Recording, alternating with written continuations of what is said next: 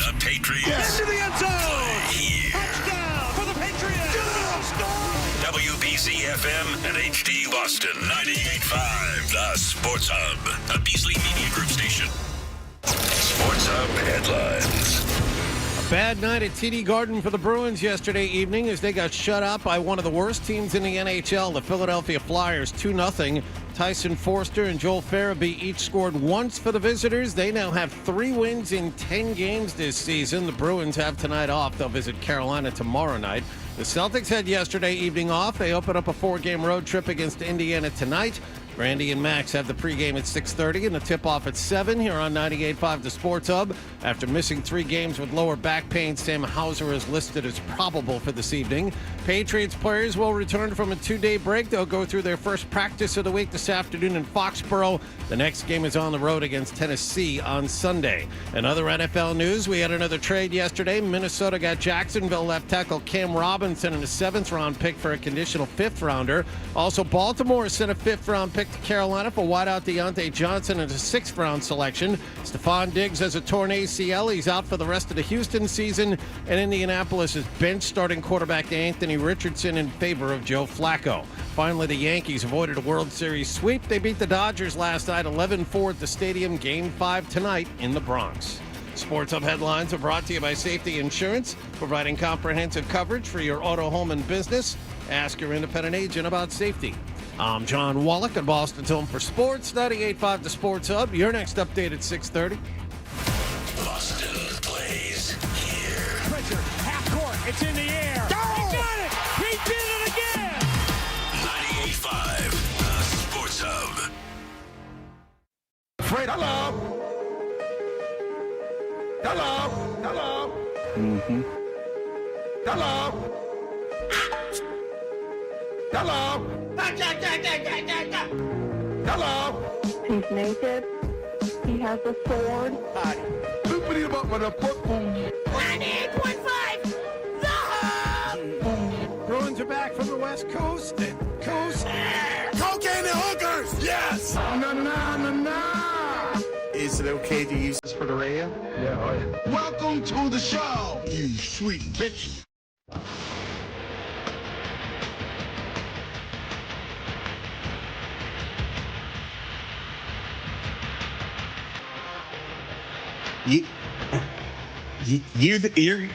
I should be saying, it should be, no. Instagram in our realm.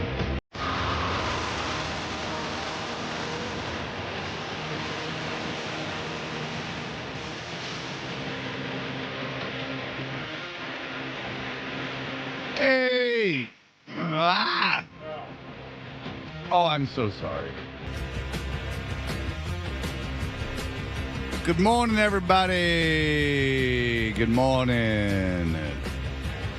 We are Toucher and Hardy. You can watch us on YouTube. Just put 98.5 The Sports up on YouTube. You can watch it. Even if you're listening to the podcast, it could be 2 o'clock in the morning. You can look at us on YouTube. The picture of us is just great. Right there on the thumbnail. And you know that we are brought to you by FanDuel Sportsbook. Make every moment more with FanDuel. 617-779-0985. We're in the Town Fair Tire Studios. Every morning. It's funny, I only look at this website. I don't know why I feel the need to qualify it because there's nothing wrong with going to it. But I only go to this website when I first walk into the studio. I don't look at it on my phone or at home. But it is the Ringer. It has just become habit to look at it right before the show started. And sometimes it sparks it. They have something I think is kind of interesting. They break down like things to watch on streaming as it's very confusing. By the way, Paramount Plus, $286 million lost in the last quarter. Do you guys have Paramount? Like, what's the reason of having Paramount Plus? I got Paramount Plus for some show. Was it Beavis and Butthead, or was it South Park? Like, what is no, Paramount? it was probably during the pandemic, and it was something that I really wanted to watch, and I got it, and I couldn't even tell you if we still had it. But there have been a couple of shows on there that I've watched. The Offer was really good. I think that was a Paramount Plus. Now, you watch a lot of like, what is it called? Like acclaimed television. You watch a lot of TV that's prestige television. Thank you. It's a prestige television. I wouldn't say a lot. I mean, it took me forever to like I finally finished up Mayor of Kingstown, the Jeremy Renner one, and I don't know that it's all that acclaimed. Oh wait, there's a second Mayor of Kingstown? I think there's 3. Oh, I only knew there was the one. I think you were thinking of Mayor of Easttown. Oh my God! How did I confuse them? Well, that's Mare. Her name was Mare. This is the Mayor of Kingstown. I was thinking Mayor. Yes. Okay, so I watched that. The Offer was really good. I mean, that wasn't like highfalutin. That was just like a retelling of the production of the movie The Godfather. But I found that difficult to get through. I mean, I'm not sitting and watching like honestly, you and I have talked about this, Fred. I don't know how you can sit through, unless it's really, really good and really compelling, like hour upon hour of television, especially when there is stuff with commercials, which unless you go like Hulu Premium, you're going to sit through a bunch of commercials. I end up on my phone or walking away from the TV, and I get bored. Well, this is why I have this. I thought it was a good thing. It says shows you can pretty much look at your phone at while watching this. It's the top 10. Love it. All right, give them to me. I haven't seen none of these, and I've literally seen none of them. I've seen one, but some of them are old. Oh, okay. Which goes along with the phone thing, because the 2 shows that are on my television when I'm home, which is not often, is Seinfeld and Family Guy. Yeah. Those are the 2 things that are on my television. I rarely watch anything else. If Seinfeld's not on, I get very frustrated. And then and then when it's season 1, you're like, oh, that's not what that's not what I meant. Come on. And there's a couple, like the one where they clean his house and the actor he thinks is stealing from him. I don't care for that one. There's ones that like I don't like 2, but I don't like it. No, but you could and the entire first season. Come on. There's a couple of episodes that aren't terrible in the first season. I can't watch The Office because they've screwed everything up. Comedy Central is shifted everything all around, and now Seinfeld's on the majority of it while I'm napping or while I'm driving the children. Now, but the upside of that is Family Guy comes on at about 8:00, so that can be put on in the background. But in terms of sitting down and like watching shows without any distraction, that's pretty much gone. I'll take my daughter to the movies 2-3 times a month, and then that I will not look at my phone in the movie. Oh no! But that is what is required of me to do that. All right, so here we go. The number 1 is Emily in Paris, which is not for us. Okay. The Great British Baking Show, which no thank you. I'll watch the Great American Baking Show because I have a little thing called Pride. Show me how to make some freedom fries.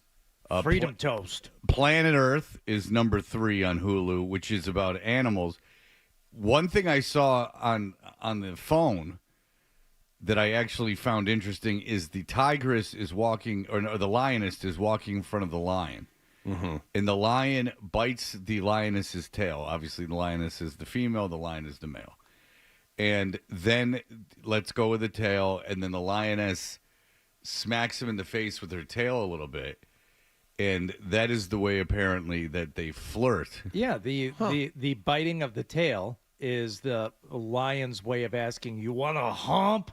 And then she says, no, but that's not what's going on, stupid. What are you talking about? It's not a sexual thing. It's flirt. It's more interesting than that. It's a romantic, emotional flirting? It's like it's a gauging interest in by hitting you. Well, you're laughing and dismissing it. It's true. Okay.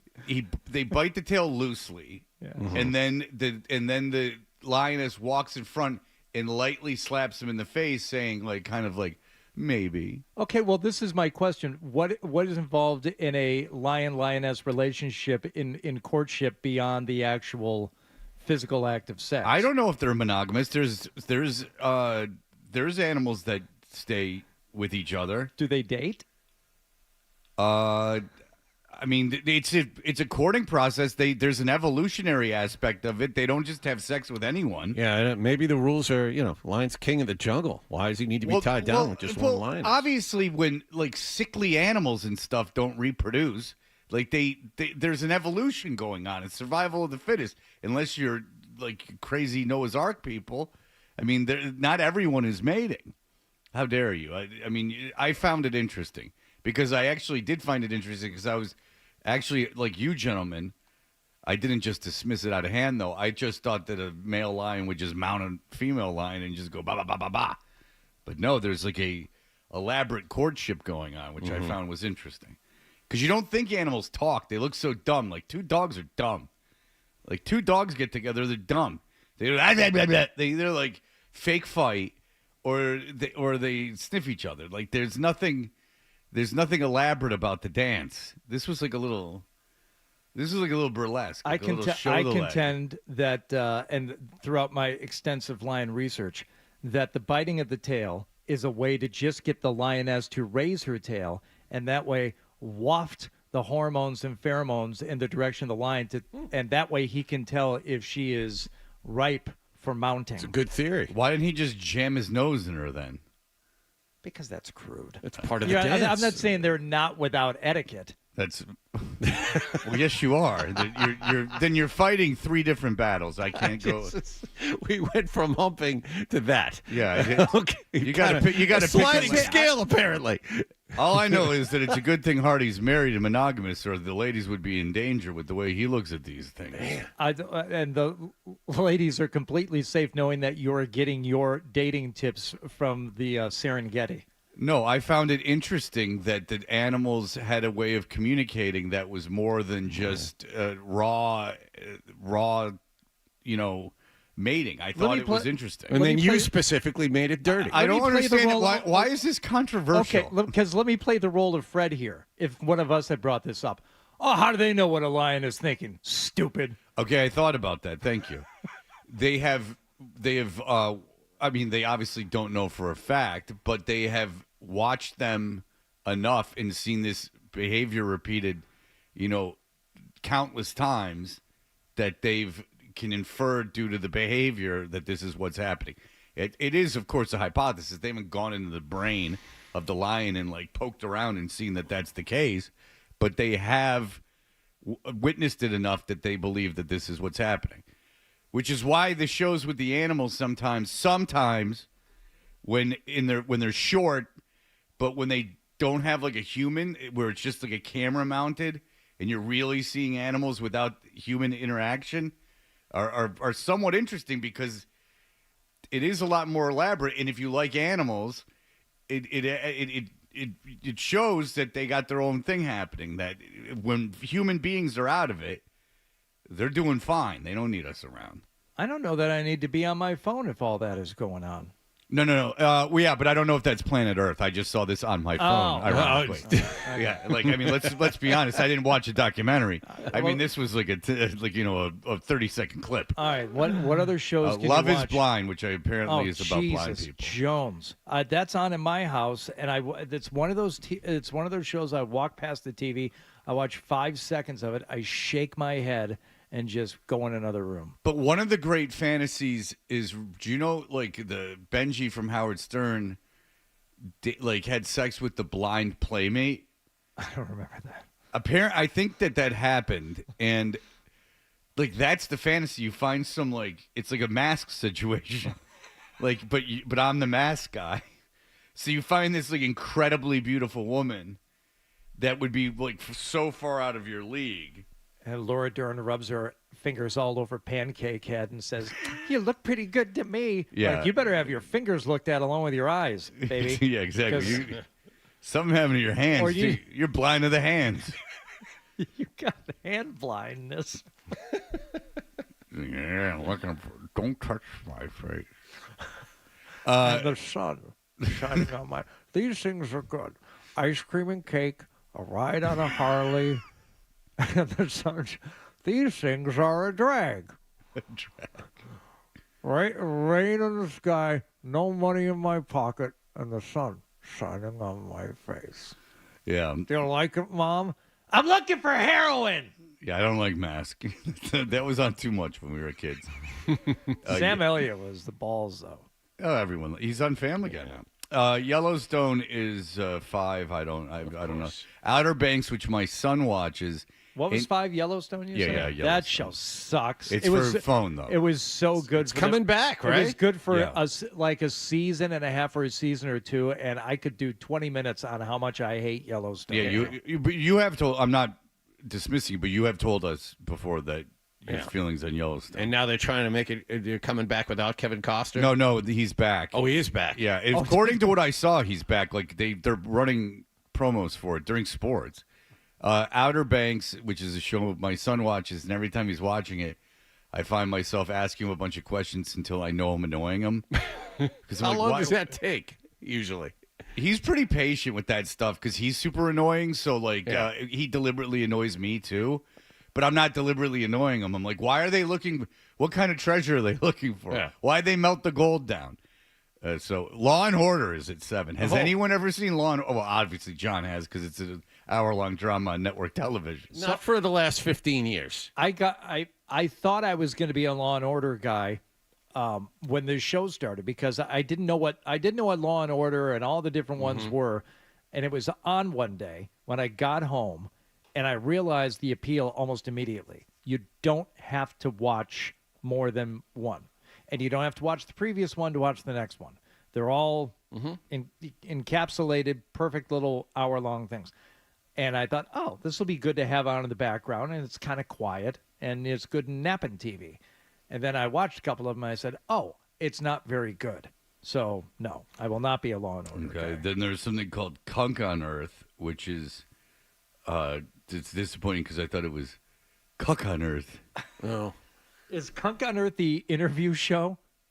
I think Kunk on Earth is on Netflix. Fred, that you would A like. mission to explore the history of civilization for the BBC, yes. Yes. Traveling the globe. But I thought it was Cuck on Earth. Yes, the woman doing the Oh, interview. don't have sex with my mate. But I watch. She is one of the interviewers. I've only seen a couple of them, but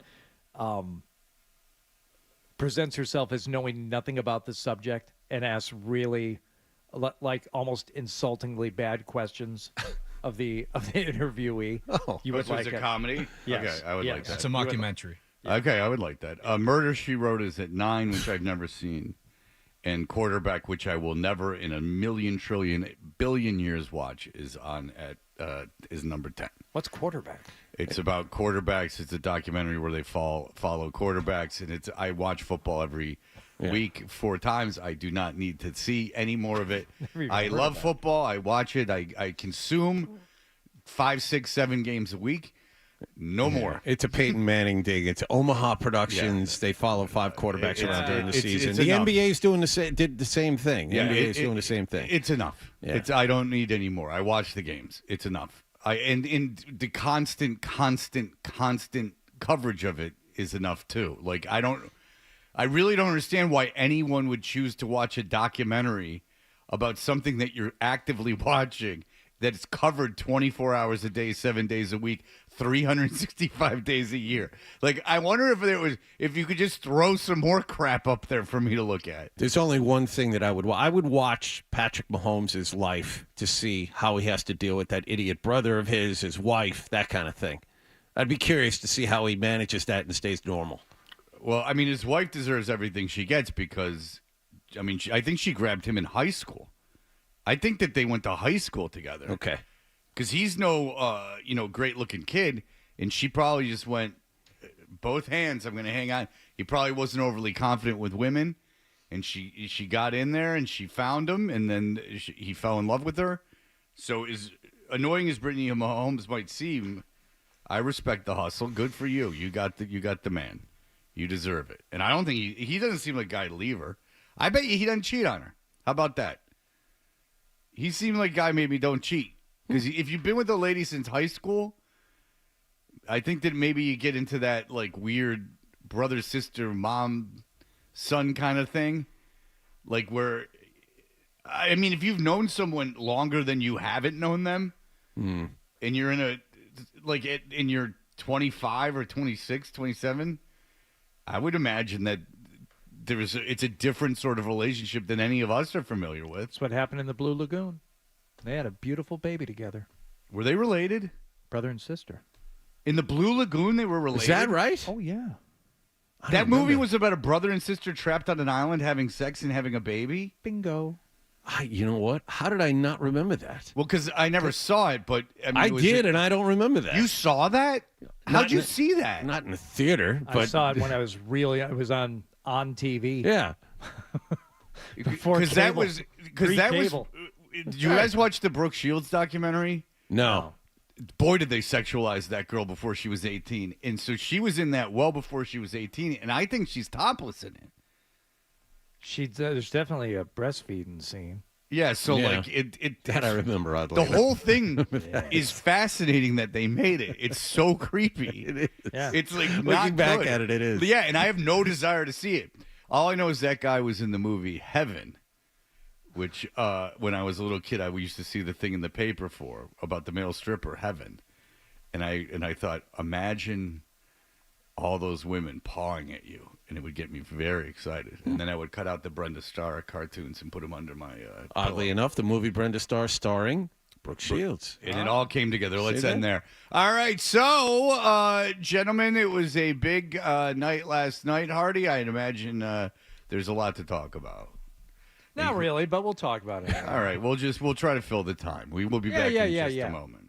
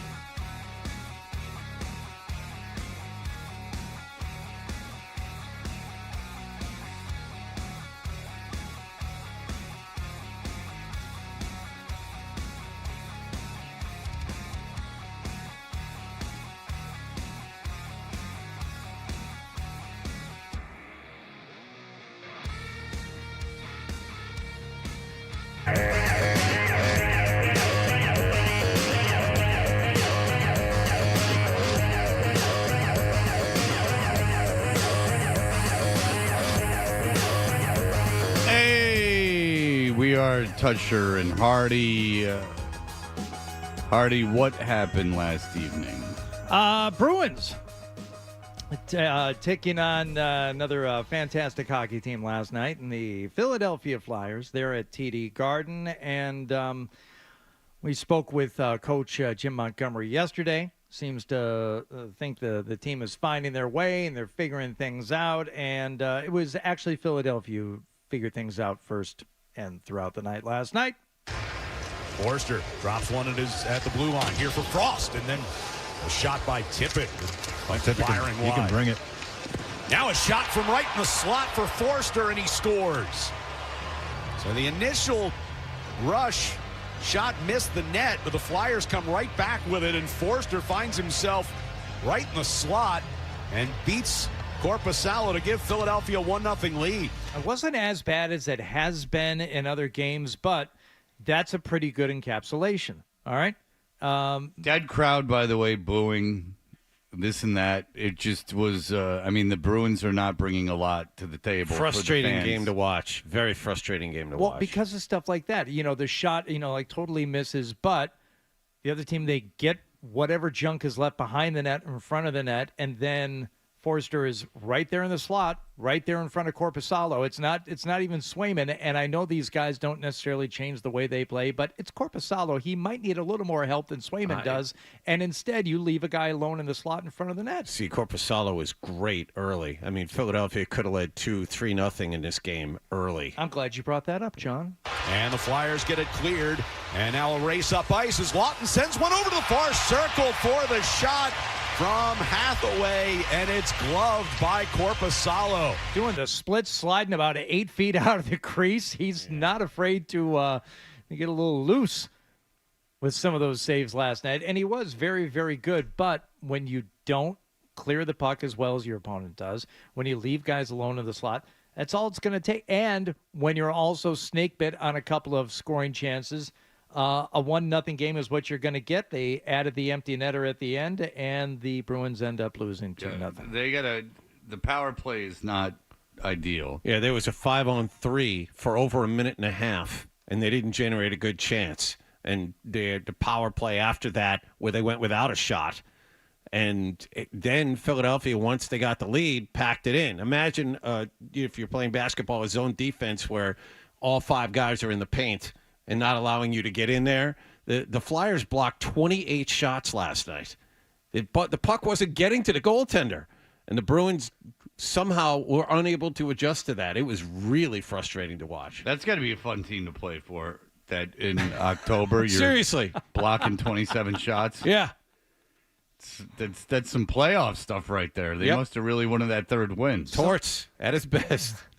Somebody went down last night, too. I don't know where he caught in front one. of the net. He couldn't get up. It was for about 30 seconds there. But I don't think it was a puck. I think it wasn't. It was the butt end of a stick right up, right above the hip pad, right underneath. Even right, straight. The guy, I saw him cage. there. Yeah. Couldn't get to his feet. Yeah. Yep. Ow. That's right. Yeah, I did. I saw that. But they wouldn't stop play. They're like, no. Nope. I understand that. Figure it out. I understand you're really uncomfortable right now, but you're not in danger, so we're just going to let this play continue.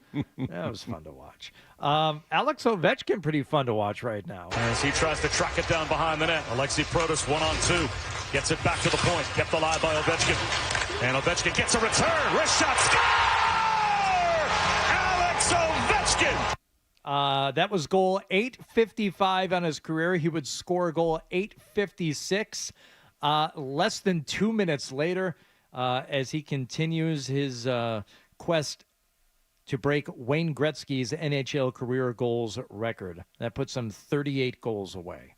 So that was en route to a 5-3 win for the Capitals over the Rangers last night. How about this? If he does it this season, he'll do it in the same amount of years Gretzky did it in, which is pretty amazing, all things considered. I mean, Gretzky scored, I think, 92 in 1 year. Yeah, 38. Yeah. Ovechkin's 39, and he's doing this. It's amazing. Yeah, the assist record is the one that you assumed would never be broken. Oh, no, yeah. Gretzky had, let me see, almost 3,000 assists. Can that be right? No, almost 2,000 assists, almost 3,000 points. Yeah. So the assist record, I would imagine, would never be broken, but No one deserves it more than the Washington Capitol franchise.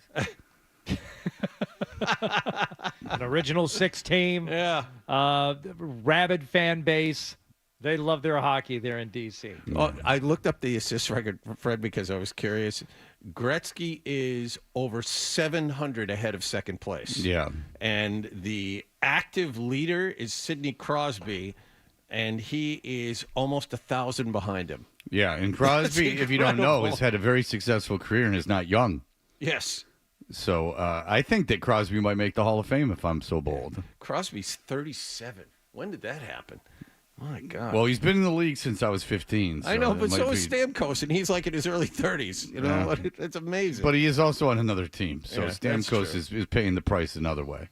So if you were watching the Bruins and toggling back and forth between the World Series Game 4, I'm sure you weren't alone. And if you were watching Freddie Freeman's at-bats, well, there was a reason to be doing that after he homered in the first 3 games of the World Series. And then last night, Freddie Freeman, who has driven in 7 of the Dodgers' 14 runs in the series. Swinging a belted ball to right field, hooking toward the corner. Freddie Freeman, simply unstoppable. He points to the bullpen as he rounds the bases for an MLB record 6 consecutive World Series game after a home run. that's right, 4 in this series and then the 2 previous series games that he appeared in, he also hit a home He run. got the call wrong, though. I would have said, Freddie Freeman, he's simply irresistible. He's so fine, there's no telling where the money went. I'm going to try to reproduce the same video that made my last song a hit, and it ain't going to hit the mark. Freddie Freeman, simply irresistible. Robert Palmer. He said, because he said simply something, and I said, you say simply irresistible. Yeah. Okay. Do you remember, you know that the video for Robert Palmer, Addicted to Love, was controversial? It was at the time. Yeah, because they had women in dresses that all looked the same. Mm-hmm. Somehow objectifying females. Yeah. I'm not sure those women are actually playing those instruments. Yeah. The best part about that makes this still current is the keyboard. Yeah. That's the sound that still resonates today. Robert Palmer, 4'11". This is not a good song. Addicted to Love is a good song. Addicted to Love is a good song. Robert Palmer's got a very good voice. Power Station, while I was upset that they were a band, because it meant Duran Duran was no longer in its original incarnation. Yep. I did buy Power Station's album as a young man on cassette, or a young man as a young child. Because some like Get Hot, which was not an original song. Let me tell you something that popped on my radio a few months back, and I've heard it a couple times since then. Did not give it credit for being the song that it was. Hungry Like the Wolf. That is 3.5 minutes of damn near power pop perfection. Right Duran there. Duran are a great band. And when I say great band, Lord knows I insult far more things than I praise. Duran Duran are a very, very good band. Saw them in concert at Agganis Arena once. Yeah, you did. It was really something, too, because you had all these women that are my age wearing 7 in the Ragged Tiger ripped T-shirts and stuff. I had a Trapper Keeper 7 in the Ragged Tiger. Oh, nice. That was my Trapper Keeper, maybe 3rd grade. I understand that you probably drove yourself to that show. Oh, of course I did. With your college wife friends. and I went. It was great. Exactly. You took your kids. Not born yet. But if you went into young Fred Toucher's bedroom, you would have been surprised. I had a million posters, and I would have Van Halen, and I had an Iron Maiden Number of the Beast poster, but then I had New Edition and Duran Duran as well. I was at like 7, 8 years old. I was all over the map. I was very eclectic. It just showed how interesting a person I was going to become. Yeah. Anthony Volpe for the Yankees last night, the real hero. As Hudson deals, Swung on and hit in the air to left field and deep. That ball is high. It is far. It is gone. It's a grand slam. That one he knew. No. You notice he was a little hesitant at the beginning of that one. At the beginning of that one, he wasn't sure. It is a high. Oh, it's gone. He learned his lesson. Do you know that the Yankees are the only fourth team in the World Series to come back and win Game 4 after being down 0-3? I did see that, yes. Which is kind of weird and kind of frightening, I guess, if you're a Dodger fan. Just that glimmer of this doesn't happen very often. That usually teams just fold.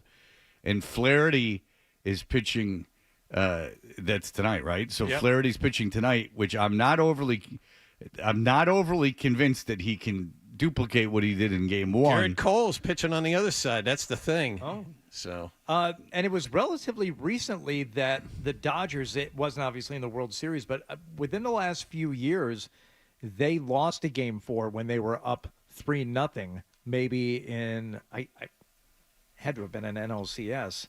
I can't remember what year, but all right, so this is nothing new for the Dodgers. It is rare, though, as you said, Fred, for a team to actually win a Game 4 when they're down 3-0. So the highlight of the night, though, we will get to here in a few minutes, had to do with a ball that Mookie Betts made a great play on. First inning. Yeah. Yeah. But there were, he's not alone. This game doesn't take place in a vacuum. There's 8 other guys out there playing defense, and there's a bunch of fans at Yankee Stadium trying to play offense. So we will get to that. We'll get to that. All right. We'll be right back. Here are the headlines. Sports Hub headline.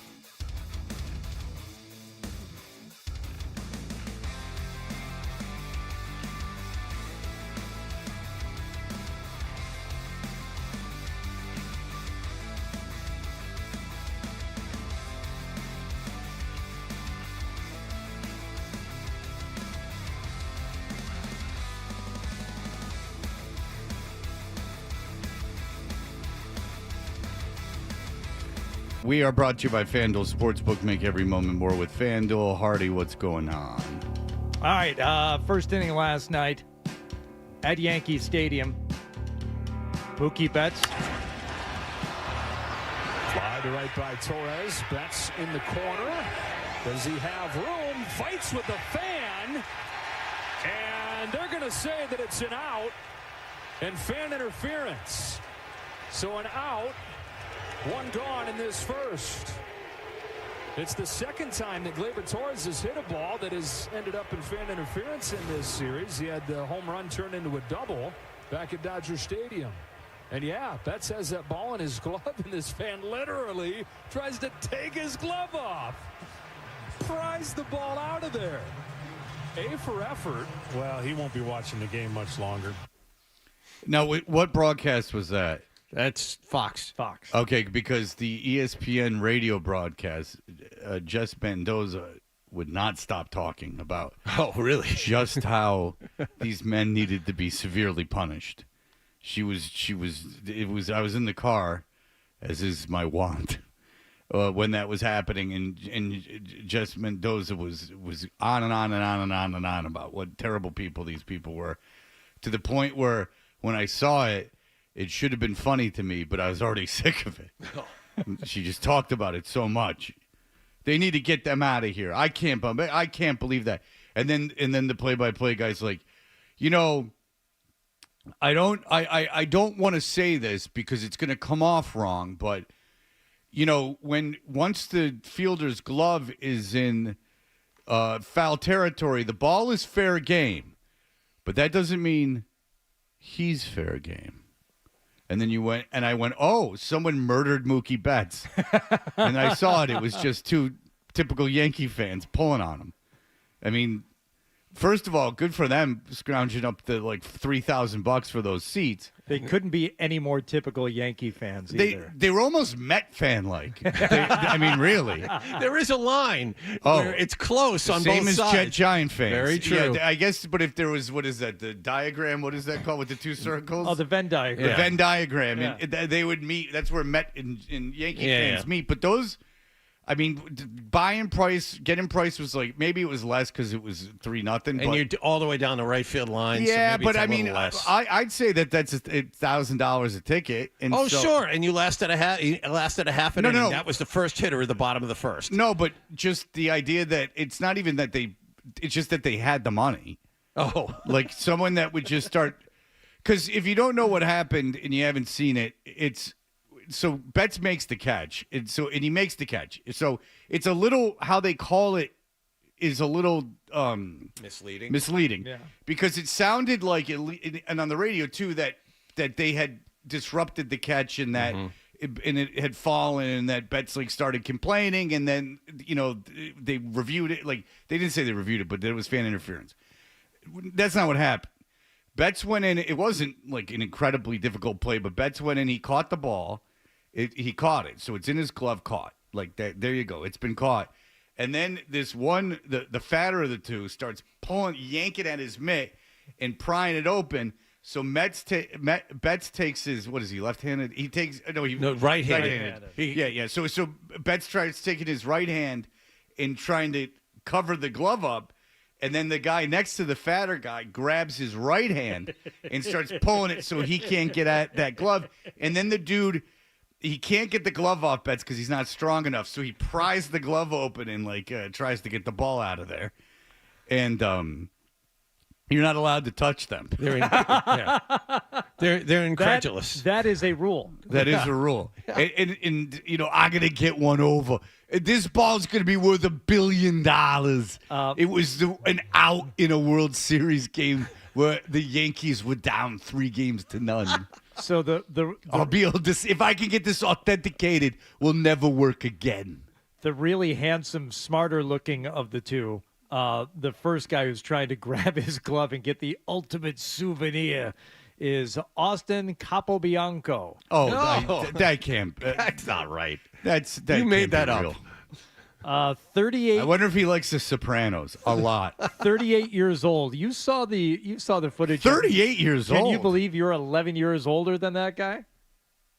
it makes me feel pretty good about myself because I'm not a young-looking person, but I would have guessed that guy's older than me. Now, he is a season ticket holder. Yeah, so he's wealthy. It's interesting. From Connecticut. He spoke to ESPN. He was at a bar after the game. Oh, strange. I'm telling you, you're making all of this up. None of this is true. He knew he would immediately be in trouble for his actions, and he and his friend had gamed out similar scenarios in the past. Quote, "We always joke about the ball in our area," Capobianco told the sports outlet. "We're not going to go out of our way to attack.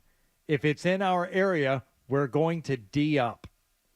Yeah, this is a guy who, will go I'm in The Sopranos. I'm Italian, so, I am in the mafia. Capobianco, you know what that means? We got to make a plan if the ball gets in our area. What are you going to do? You going to catch it with your hands? No. What are you going to do? Yank the man. Get kicked out. Oh, yeah? So you're going to buy tickets to 81 home games and then finally get to the World Series? Yeah. And then get myself kicked out. We'll be heroes. Capobianco continued, "Someone defends, someone knocks the ball. We talk about it. We're willing to do this." I would imagine that they are constantly swimming in strange women. I mean, with conversations like that, I wonder who in their family died and willed them those tickets. Yeah. Because they camped out at a bar waiting for the hero's welcome. Yay! Oh, you're that guy. You're the guy who pulled Mookie Betts' mitt and accomplished nothing. Yeah. Thanks for sticking up for the Yankees tonight. The biggest problem is that kid in the Orioles-Yankees. Jeffrey Mayer. That's the big problem. Is because that kid just reached over the fence and like idiots they couldn't figure out that it would have hit the wall. Right. And so he just reaches over the wall and catches it. And that sparked a million Yankee fans because that's the top of the tip of what's possible in life is being the kid that caught the ball that wouldn't have been a home run that they called a home run in the Orioles series. Davey Johnson was real mad. And that's the thing is that's as high as you can get. Yeah. So they sit around and they strategize, how could we be as famous as the kid? But not like Botman. No. But like the kid. No, because as all the players will like us. As we saw, some fans were booing, but plenty were giving high fives as they left their seats. Capobianco also said, "I know when I'm in the wrong, and as soon as I did it, I was like, boys, I'm out of here. I patrol that wall, and they know that." But you want him on that wall. But you need him on that wall. I'm going to guess, and by the way, they're both wearing full-on Yankee uniforms, like little sluggers. I will tell you this. One home, one away. Yeah, we got both bases covered. Yeah, that's like the old Jet fans at the draft. Where you going? Don't worry about it. Where's he going? He's already got his hot hat. Whoa! Sal, what'd you do? I went to the toy store and I bought a plastic jet to fasten onto my hot hat. Jesus Christ, where'd you get that idea? It's a jet on a jet hat. I thought of it in line. We're going to wear our uniforms like little sluggers. We're going to wear a hat in uniforms. And you'll wear the away, and I'll wear the home, and we'll be heroes. Can you believe that our childless uncle was fortunate enough to die and leave us his tickets? Does it say what Capobianco does for a living? I live with my mother and collect disability. And if you haven't seen him, think Flounder from Animal House with a haircut. No, all you have to do is imagine what a stereotypical Yankee fan would look like. Or a Met fan. I think it's better to just go stereotypical Met fan and then just put a Yankee uniform on him. Because it is leaning far more Met. The guy in the away or the home uniform, rather, the pinstripe home, right? Yeah. So the pinstripe, the one in the home uniform, maybe more of a Yankee fan. The fatter one in the away uniform is looks like a Met fan in disguise. See, it's interesting because remember we talked. I was at the Borgata in Atlantic City. Sat down next to a guy wearing that black Met uniform with the David Wright. That guy looks. It's interesting you bring that up. That guy looks like the guy in the road uniform. Well, I told you the story about Trump Casino when I was in Atlantic City for the only time I've ever been in Atlantic City, and there was a guy that literally, Fred, you're lying. No, he had a marinara stain all over his Mets jersey, and he was screaming and yelling at me because it was like a Thursday night, and I was screwing up the deck at a $5 table. Now I was annihilated, and it was 1 a.m. but I assumed the $5 table safe haven. Mm-hmm. You know, I was just trying not to go to bed. There's plenty of high rollers that are playing that $5 table, Fred. Well, he was obviously counting cards. That's the table you do it at. That's where they least expect it. No one's going to want to be friends with me anymore because I'll tell you this. I had a friend the other day telling me, he's like, I have a friend, it's easy to count cards. And I'm like, what, like with like a 6-deck shoe? And he's like, yeah, you just have to see the card and then add it and subtract it. And I'm like, oh, yeah. Yeah. They just go through the whole shoe. And casinos love card counters. And that's the thing. I'm like, you'll get kicked out. And I'm like, can they like take your money if they see that you're counting cards? No. He's like, they can't take your money. I'm like, but they'll kick you. I don't know. No, if you're among the 0.001% that can actually do it and you're disciplined and you do it, yeah, you can get an edge, and after a while you'll win money, and then the casino will be like, okay, you're obviously a very skilled player. We don't want your action. But the other 99.99% of quote-unquote card counters, casinos love them. It's like, you go ahead and keep your plus-minus track of the high cards coming out. We love people like But that's what my point in. was, is that, like, if it was that easy to count cards, and I didn't even argue with the guy, but I'm thinking, like, no one's, what are you counting cards? Like, everyone's Rain Man? You know, there was some disadvantages to being Rain Man. I mean, sure, when you dropped a bunch of matches, like, Rain Man could tell you how many there were. 82, 82, but 82. there were part of his life, like the need to see Wheel of Fortune, that wasn't the greatest.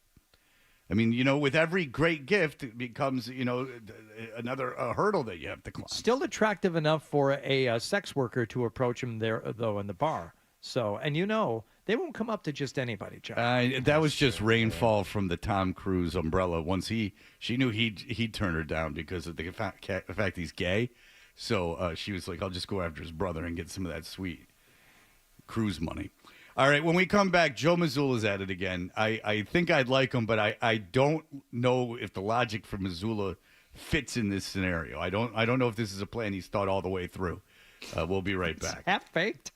It's a little half-baked for him. You're listening to Toucher and Hardy on the Sports Hub. If you're in need of a midweek boost, FanDuel, America's #1 sportsbook, has you covered with the Hump Day.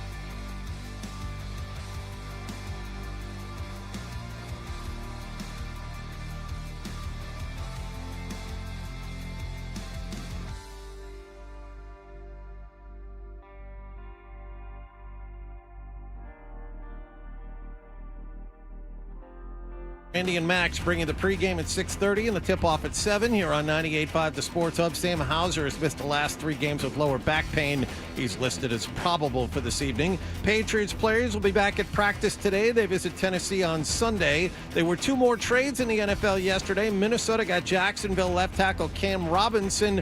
Also, Baltimore sent a 5th-round pick to Carolina for wide receiver Deontay Johnson and a 6th-rounder. Houston wideout Stephon Diggs out for the season with a torn ACL, and Anthony Richardson is out, and Joe Flacco is in as the starting quarterback in Indianapolis. And the Yankees beat the Dodgers last night 11-4 at the stadium to avoid being swept in the World Series. Sports Hub headlines are brought to you by Yankee Custom. They have everything you need to outfit your truck, van, or SUV. Yankee Custom has the largest retail inventory in New England with locations across New England. YankeeCustomTruck.com. I'm John Wallach at Boston's Home for Sports, 98.5 The Sports Hub. Your next update at 7:30. Boston's best sports talk. There's an app for that. Download the Sports Hub app for loads of stuff. Absolutely free. Connect with the shows, get podcasts, and more. Get it where you get your apps or at 985sportshub.com. Hey, if your alarm clock sounds like this is the show for you. Toucher and Hardy, the Sports Hub. We should just bring back, fighting. I mean, I'm not against that. I'm not against those days in the NBA. What's more, I mean, you want to talk about robbing the league of entertainment. What's more entertaining than a little scuffle? Hey! We are Toucher and Hardy, brought to you by FanDuel Sportsbook. Make every moment more with FanDuel. Joe Mazzulla does the Zolak and Bertrand show once a week, even though he's the best friends with Hardy. But Hardy, in all respect to him, has decided to respect his former show and not force Mazzulla's hand into doing what he truly wants to do, and is just to sit down and do a one-on-one with Hardy, maybe every day, as they bonded over their love of chess grandmasters. My bad. See, that's why, John, I would get so lost between the two of them. Yeah. Because they'd be talking about these very esoteric things, and I would be completely lost at that point. Like chess champs or wizards or whatever they're called. We'd have to leave the room and just give them time to breathe. You know what I'm saying? I would try to hang around for a while because I'd like to get into that thing, but then I think they would both be like kind of eye rolling to each other about me, and then I would be like, I'm out of here. Fine, Rook. Yeah. Bring out the rook. Come on, dude. Yeah, exactly. So Joe Mazzulla is, though, a modern coach in that he is very philosophical. You can tell the books he's read and the speeches that he's watched and the presentations that he's seen, the TED Talks that have played on his computer as he flies from place to place. And he has had an interesting one just recently, Hardy. So this is all from Zolak and Bertrand. He does a weekly phone-in, and he has ideas. Fighting in the NBA, which is an interesting notion. Ask Rudy Tomjanovich. It went beautifully. Kermit Washington. Yeah, Kermit Washington. Yeah. If you don't know Rudy Tomjanovich, you might remember as a very successful Houston Rockets coach. Won 2 championships. Was a player, and Kermit Washington hit him in the face and broke his face apart, and Tomjanovich's career was ruined. Shattered his jaw. Well, shattered everything. Yeah. I think more than shattered his jaw. I think he shattered his orbital bone. I mean, it was a large man. It was a straight punch to the face. Yeah, yes. I believe it did more than, it wasn't just his jaw. He never played again, I don't think Tomjanovich did. Even if he did for not long, it ruined his career. Mm-hmm. That I can assure you. Yeah. But Kevin Garnett also likes fighting, too, if there's no punches. Well, Kevin Garnett likes a good jaw session. He's got that long reach, and he can kind of reach his hand in there and make it look like he's going to punch, but it's really not. And I think what Mazzulla wants more than anything is just real quick before we get into that, because I know what we're going to do, but I don't know if there's enough of there to fill. I will ask you this. In the NBA, how many guys, and guys, not percentage, right. How many guys in the NBA do you think would actually fight? And now, how many do you think are actually do it, and after the talking stops, less than 10. So Draymond Green. Yeah. And I think and Draymond Green. No, there's a guy. Remember Steven Adams, the guy we used to call Dragon McAcopoulos. Yeah. Steven Adams is one of those guys. Okay, so Steven Adams is not another messing badass. with that guy. If The you go NBA won't mess. There are a couple of black belts in the NBA. There was a poll. Yeah, but there's a black belt, and then there's being willing to like fight in a fist fight on the court. Well, not in a dojo. No. There was some guy. They did a poll. I don't know, 5 years ago. Which guys would you least like to mess with? And LeBron mentioned this 35-year-old guy who was playing. He had a double black belt who was apparently a little off as well. That's one guy that LeBron said, I'm not going near that guy. He's willing. Well, in the National Hockey League, it was Bob Probert because he was high on cocaine during games, and they said that Chelios complained that it wasn't fair because they had a true guy having a psychiatric breakdown on the ice. Yeah. Look, I don't mind dropping the gloves with a guy, but in a cocaine-fueled psychotic breakdown, it's not exactly a level ice. So if you don't know what we're talking about, Bob Probert, he was really, really good, but he just had a lot of demons. But he was in the NHL. He was the toughest guy in the NHL, and he's dead. And Chelios is talking about the guy after he's dead. And he's like, it wasn't fair. You would just look at him, and he would have this crazed look in his eyes because he'd be all high on coke. And he was dangerous. Because of the coke. It's getting all out of... And the psychosis. But, like, he would just go up behind you and just rip you in the head and just feel like when you weren't even expecting it. And he was a large man. Yeah, he was a big guy. He could handle Big fella. Could handle himself without the coke. All right, so here we go. All right, so what is the meat of the conversation? Meat of the conversation is fighting. Why don't we do more of it? Not just in the NBA, but just more fighting would be a good thing. You have it. Okay, I have it. All right. Oh, yeah. All right, here we go. So speaking of rule changes, I got one for you. This is what I always bring up. What if so in Abu Dhabi, I was talking to their chairman, great guy, unbelievable, and he was saying how, like... The chairman of what? I think that's the name of, like, the prime minister or something in Abu Dhabi. Does that sound right? That was the guy who was responsible for getting the games to Abu Dhabi, apparently. I just thought maybe he was talking to Frank Sinatra. Oh, yeah. Jiu-jitsu is the national... It's the national... Oh, this jiu-jitsu. Ay, ay, ay. Very into that, Joe Mazzulla. Really? I could never have guessed. Very into and Josh Waitskin. He's in jiu-jitsu. Because you know what? It's not just a physical activity. It's every bit as mental. It's a chess match. It's a physical chess match, jiu-jitsu. Oh, with jiu-jitsu. Oh, it was a lot of fun watching that at the Olympics. I wonder if there was no internet if jiu-jitsu would even exist. I'm going to start jiu-jitsuing maybe today. And once I get into it, I'm going to be really into it. Well, once you listen to 4 Rogan podcasts in a row, you automatically are enrolled in jiu-jitsu. You have a green belt after 5 episodes. It's funny because all these like pussy comedians are all like Matrix to get plugged in. But all these like pussy comedians are all like big jiu-jitsu guys now. Like, and Joey Diaz is not a pussy. I shouldn't have, but he's a little fat guy, and he's like, I do jiu-jitsu, and you're like, do you? Is he short? Yeah, he's short and fat and like big head. He's a big coke guy. I thought Joey Diaz was like this mountain of a man. No, comedian Joey Diaz. Yeah. Oh, no. He's tiny. Yeah, look up Joey Diaz. That's so funny. Now, he's done prison time, and he's connected, and he's funny. None of these things, he's not a pussy. But it is funny because he's like 70 and fat and little, and you're like, all right. Oh, man. Yeah, Joey Diaz is not a big man. No. He's yeah, that's Joey Diaz in his gi. His stomach could hold... that point. He looks like he's in his 3rd trimester with triplets. But he's a big jiu-jitsu guy. Yeah, of course. Boy, Rogan, these guys are not going to come out on the other end of history. He just did everything he did. He had a lot of success, and you just basked in his wake. Jiu-jitsu is the national sport. Like over 800,000 people in the country do jiu-jitsu. So you're going to move there now? Is that what you're telling us? You're going there? It took a lot for me to get back on the plane after that. But what if we all walked around with like 5 coins, right? And at any point in time, you can just hand one out. and like you just challenge the guy to like combat. All right, so here's what Mazzulla's thinking. Mazzulla is thinking To like combat. Like combat.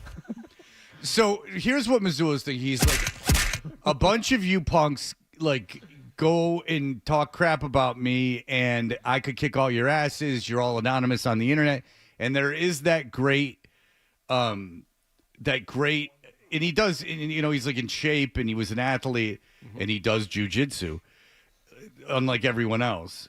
And so there's that, like, I could kick all your asses. Like, it would just be fun to be able to kick one of your asses. But what Joe Mazzulla does not realize is that he is not one of the toughest people on the planet. I question that if there's 5 coins, he uses up his 5 coins. Then it's everyone's shot at giving him a coin. And I don't like Joe Mazzulla's chances in a lot of that. Now, could Joe Mazzulla beat me up? No question about it. No question about it. XDA. Yes. 5 coins. That's 10 more seconds of Peep Show. I don't know how into it they got. I really want to know. Okay, 5 coins for your life? You got 5 coins. Yeah, but then lifetime. everyone else has one. 5 coins a week. I understand, yes. So, like, you kick 5 guys' asses, like all Joe Mazzulla style. You get them in every jiu-jitsu hold known to man. First of all, what if you kill a guy, and then that's on your conscience? Yeah, but did you put the coin down first? Yeah, Because but if you did, then you're fine. I think if you killed someone, even the great Joe Mazzulla would feel guilty about killing someone, taking someone's life. Depends on who it was. I mean, how many people have wronged him enough for him to want to kill? In Joe Mazzulla's mind? You think there's a lot of pain in there? I think there's a lot. I don't think there's a lot of pain so much as a lot of reading of certain books. Like Man on the Street. You can do that to anybody on the street. When does the combat You can do it to stop? anyone on the street. Like everyone's got 5. Fight to death? You can't Oh, I know. You can't use any weapons. You can't use any weapons. But these are the type of things that like I think about. Like, Oh, you're so interesting. But this is the problem with the jiu-jitsu. Is that, that you're rolling on the mat Harvey Flanagan style. Anyone? No. Cro-Mags? All these hardcore guys are into it now, too. Yeah. It's like everyone who didn't play sports in high school is like super jiu-jitsu guy now. I know Mazzulla obviously was a college athlete. But it's just this jiu-jitsu. Pretty soon we're going to be in a world where evolution only exists left are the jiu-jitsu. Those who practice the jiu-jitsu. Now you're coming around. Yes. That's what he's getting at. As we evolve, there will only be jiu-jitsu. Because some would argue that the prowess of your fighting prowess becomes less and less relevant as evolution goes on. Hence the success of the richest men on the planet that are all dorks. So you would think, I don't think Bob Kraft's like a big tough guy. Sweetheart, let me do a soft shoe. I bet you he takes jiu-jitsu, though. Sure. We'll do it in the steam room. Could different denominations of coins mean different levels of combat? Could Bob Kraft say put down like a silver dollar, and that means, oh, no, we're just going to have a dance-off. I'll do my soft shoe. You can do your breaky dance. No, we'll just stand around the old trash can on fire and doo-wop. Just going to say a doo-wop battle. I'll tell you this. Like a rap battle? And then what would stop rich people from buying all the coins off the other people? No, that's not allowed. You can't buy other coins. So you don't think they can manipulate the system to buy all that? If we had Mazzulla on it, poked so many holes in this, so you don't think the rich could manipulate the system? Coin is like a penis. You got one. It's the one that's given to you, and there's no way of if trading it with other people. If extra penises were of value, you don't think that the rich would have millions of penises? Let's be honest. If there was a coin, what would stop Elon Musk from buying 55 million coins, and then he would have them? Have you been peeking at my manifesto? That's page 6. The rich have millions of penises. It's a subheading, but it is really the meat of what I'm trying to get at. What would be odd is I would encourage people to throw their coins at me. Because I'm a piece of trash. And I've wronged you in some way. Oh, you have... Don't put that high heel on and kick me in the junk. I think the world would be a better place if everyone walked down the street and knew that everyone had 5 coins. You're right. And they could be used at any time. That's right. You and if you do pull a coin on a guy and he beats you up, like, that's your fault. Like, you gotta. What if you're out of coins? And then everyone else still has their coins. Like, you're Joe Mazzulla and you're going ape crap all over the place with your coins. Like, I think Mazzulla has a inflated sense of his ability to fight the general population. What if you win the fight, then you get that other person's coin? Oh, yeah. No, the coin would have to evaporate or it would be anarchy, and there would only be like one person left. Because then... and then he is our ultimate ruler. No, but then everyone else would be dead, and there would just be one guy, and it would be like a Twilight Zone episode, and then his hands would break, and then he would have nothing to fight with. Like the guy's glasses break when he gets all the books. You either got to train harder or pick and choose your coins better. But you get 5 a year. 5 a year. All right. Yeah, Joe's getting a little excited. Okay, no. Someone just had a good roll on the mat before this call. 5 a year. Joe Mazzulla's utopia is a real violent place. Yeah. You know? I actually think it would breed less violence over the course of time. He's right. Yeah, and Scott's right on board with that. You know, I wonder if Andrew Huberman has ever been. This guy is I'll tell you, the YouTube is quite a place. Quite a place. It's a good line from Beetle. Your utopia is a very violent place. But that's what he wants you to say, because you want to go, Joe, you're so crazy and a big violent psycho. I believe that Joe believes it will actually make it less violent. He hasn't thought it through because Joe is not He in had the the top five 10% toughest people on the planet. He had the 5 coins a year thing, so he's thought about it more than I have. Joe Mazzulla would win 95% of his fights, but then the people that he goes up against, he tries to go jiu-jitsu on, that inspires them to really beat the hell out of him. So has Joe Mazzulla ever been in a real fight? Oh, I'm sure. Have we discussed this? Real fights don't end with you like putting a steak on your face and then cowering out. Fights go one of 2 ways. Real ones, not jiu-jitsu fights. They're bar fights that last for 5 seconds, and then it all it's just anarchy and disrupts. Or you end up in the hospital. How would I know? Hospital several times, because real fights with real beatings have real consequences. You can't. You get your ass. It's not as easy as just getting your ass kicked one time. We used to have a guy on the WBCN show that had a book called Fight. He was this hardcore singer and like MMA dude before MMA, and I can't remember the band he was in off the top of my head, but he used to antagonize the audience. But he was a great interview. And this book called Fight was just these people relaying these fight stories. And there was one guy, he's in New York. He's not that big a guy. He never fights. And this dude's trying to break into his car. They get into a verbal argument. Guy hits him in the face. The dude hits the guy trying to break into his car in the face. Guy falls down, dies. The guy's got a manslaughter rap then. And he's got to go to court. And it's the whole story about how he has to go to court for that. Fights are 90% of the time very anarchy 10 seconds, da-da-da-da. The other fights, if you get in a fight, with there's several punchings and kicks, things get broken. It's not you have to go to the hospital over the course of days. As is the case with me. I can't wait to start jiu-jitsu today. And I'm going to dispel all of these notions that you have. It's the sweetest science. It is. It's like a chess, but you get to rub up against people.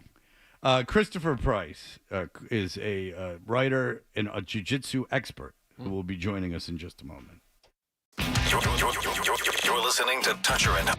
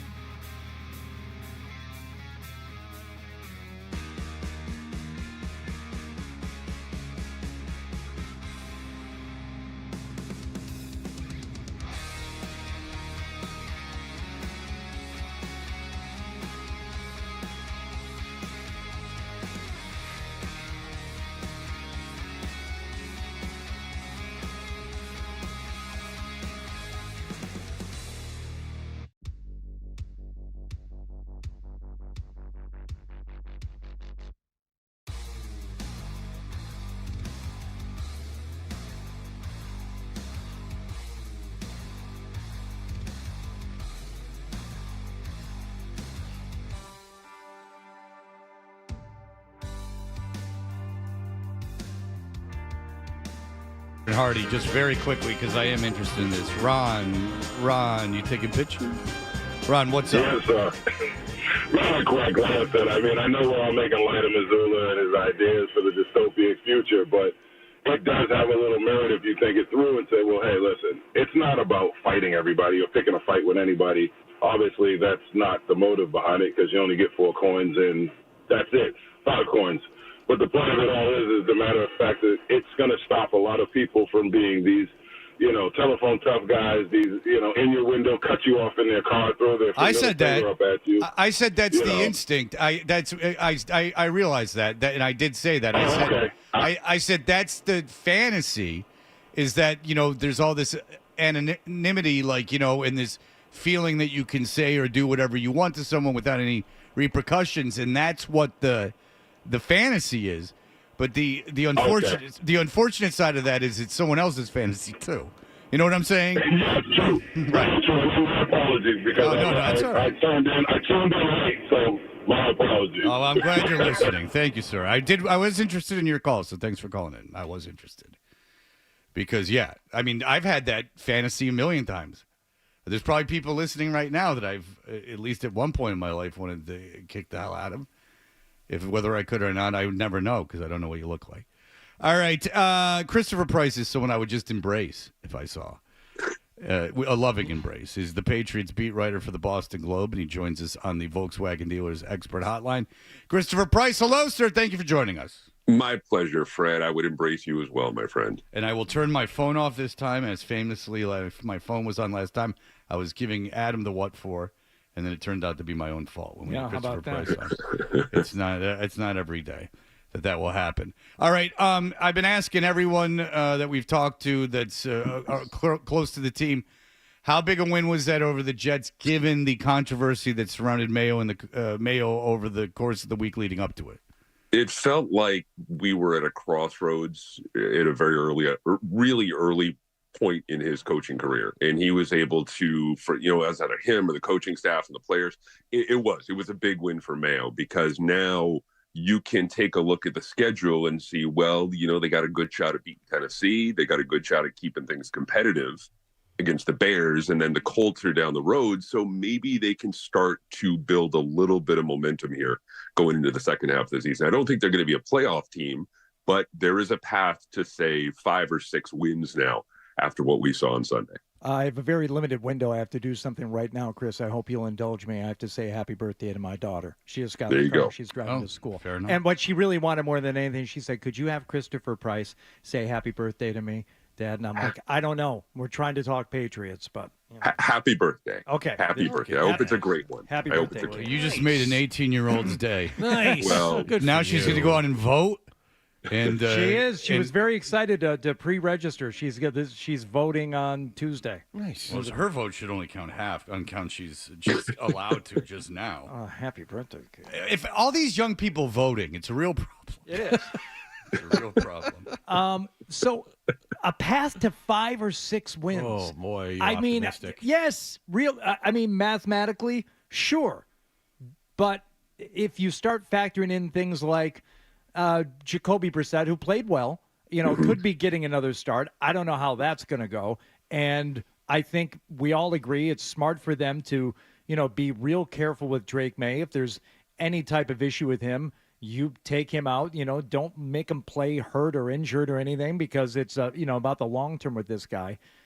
Do you really feel in your heart that they can get to 5 or 6? I think they could get to 5. You guys saw the Colts on Sunday. You guys saw Anthony Richardson with Flacco, though. They're much better. They're 4-4, and with Flacco, that cures a lot. Yeah. Richardson is not there. It's a different deal with Flacco. I'll give you that. But look, that's a home game in December, and I've been saying this all along. I think we even talked about this. All you want from this team is them to be a pain in the ass come November and December. The number of wins, I almost think the number of wins for this team is immaterial. If they could be a tough out for like Buffalo in December and Miami next month, if they can be competitive in those games, I think that is a sign that the arrow is pointed in the right direction. I just, you're going to get Christian Barmore back. You're going to get Cole Strange back. You didn't have Kyle Duggar last game. Kendrick Bourne is kind of, at least theoretically improving. So all of these things, you're starting to look at all these things. Look, I know I'm sounding like I'm going full Roachy here on you guys, and I understand that. But what we saw on Sunday, I think, is reason enough to spark optimism. And I put up my quote fingers here when I say that, for the second half of the season. Again, they're not a playoff team. They're not. No. But that's why I asked the question, because if they lose that game to the Jets badly, like, look, if they didn't get in on 4th and 1 at the goal, I don't think it changes completely the narrative. Mm-hmm. But if they get blown out again by the Jets and then it's at home after that week, I mean, all this will they get rid of Mayo at the end of the season? And that's all the questions that we're asking. Yeah. I think beating the hated Jets in Gillette, 7-point dogs, I think that buys him a lot of leeway, and I think that allows this team, even if they are losing games, and we've talked about this, we probably talked about it with you. The two important things is May's improvement as the season goes on, and the team getting more cohesive and improving as the season goes along, and hopefully at the end of the season, right? I mean, are they going to beat Buffalo? I mean, that's immaterial, but not getting blown out in these games and keeping them competitive. The idea that Jacoby Brissett took that team down the field twice against the Jets defense that's supposed to be good by some metric. Talent-wise, you look at it on a piece of paper, you're like, okay, there. Sauce Gardner's not a good corner this year, and so I will tell you that. But no. But their ability to do that is I think buys a lot of good faith. That wouldn't have been there, Yeah, and the other thing, Fred, too, that and I tweeted this, I think it was yesterday, where they're literally probably 4 or 5 plays away from being 4-4. Mm-hmm. If Jalen Polk gets his feet down at the end of the Miami game and they make a handful of plays, let's say 3 or 4 plays at the end of regulation against the Seahawks, you can make a case that they're 4-4. Now, you can flip that around and say, look, if Mike Gesicki holds on to the football in the opener, and if they stop Ramondre Stevenson on 4th and 1, that they're 0-8. So it really just, for me, the margin for error here when we're talking specific just about professional football, but this team in general is just so narrow. And so they cannot afford to really, they can't afford to make mistakes. They can't afford to make bad penalties because there's no one there really, at least right now, to kind of camouflage it like they did when, Tom Brady was around. Well, you brought up mistakes. I mean, let's go back to the Jet game. Did the Patriots win that game, or did the Jets hand it to them? I mean, how many drop balls did we have from wide receivers? How many penalties brought back big plays? I mean, there are a lot of this. They failed to cover a kickoff right at the beginning of the game, failed to cover punts. I mean, this is happening every single week. And there's a reason why the margin is so narrow, because this team still can't get out of its own way. I understand there's a lot of positivity after winning a game last week, but the Jets are a bad team. If they face anyone who's good and doesn't make mistakes and doesn't play poorly like the Jets, this team doesn't seem to be able to match up. But the Jets weren't a bad team 4 weeks ago when they kicked the hell out of the Patriots. But they were a bad team last week. I know. But you can't just dismiss that, because the Jets are literally a decent kicker away from being 5-2. Mm-hmm. I mean, exactly. And that speaks to what we were talking about before. The fact that it's just in this league, it's just so difficult from week to week to be able to, the great majority of teams. I'll put the Chiefs on one end and the Panthers on the other. You can make a bunch of mistakes against the Panthers and still win the game. You probably, even if you play your best, you're probably still not going to beat the Chiefs. But the majority of teams in the middle of that pack, and I put the Patriots and the Jets in there as well, the margin for error week after week is just so very narrow in one play. Like I said, with Jalen Polk not getting his feet down, that's a huge thing, and that turned a potential win into a loss. And so I think that when you talk about this team specifically, and to John's point, they're really young and they're making some bad mistakes at the worst possible time. But on Sunday, they were able to make the big play when they needed to make it. They were able to convert in the fourth quarter. Look, I don't know if Kayshon Boutte and Tyquan Thornton and KJ Osborne and the rest of them are going to be here after the trade deadline. But, in that moment, Boutte was able to hold on to the ball, both those late catches. So I guess really the biggest takeaway here is they're a young team. They continue to show some improvement. I don't know if it's going to be enough, between now and the end of the season, but these young guys, they're a young team, and they are kind of, after Sunday, they're pointing in the right direction. Yeah, nice. And that was maybe the most surprising thing about that win, Chris, is the fact that they had so many drops and were still making mistakes early on in the game, and all it really took was that one downfield catch from Booty to put them in a position to where they could go win it. Now, the Jets gave them all kinds of opportunities, and I understand that they made plenty of mistakes too, but if you had asked me before this game or going into any other game for the rest of the season, how are the Patriots going to win? Well, they're going to get the absolute best play possible out of their guys because they're just not talented enough from a base level. They're going to have to play close to mistake-free football and catch the other team napping. And that wasn't the way it played out. They were able to make tons of mistakes and still got a win. Yeah, 6 drops. I counted 6 drops from the wide receivers. And again, I don't know if, I think I'm guessing here. I think one of them is going to be gone before Tuesday, before the trade deadline. For what kind of compensation? First rounder for Tyquan Thornton? Yeah, you're what are they going to get for a guy like any of those looking guys? At like a 6th or 7th round pick at best.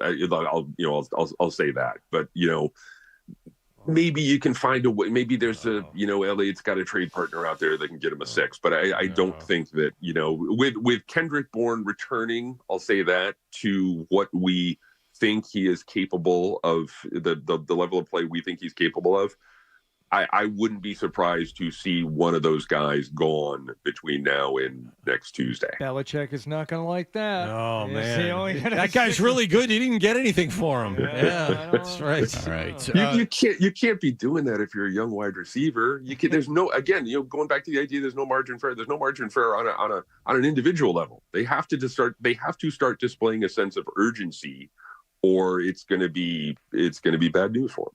All right, Christopher Price, everyone read him in the Boston Globe. We always appreciate the time, sir. Thank you. Take care, Fred. Talk soon. All right, very good. We will have a Halloween-inspired game coming up right after this. These are the headlines. Sports Hub.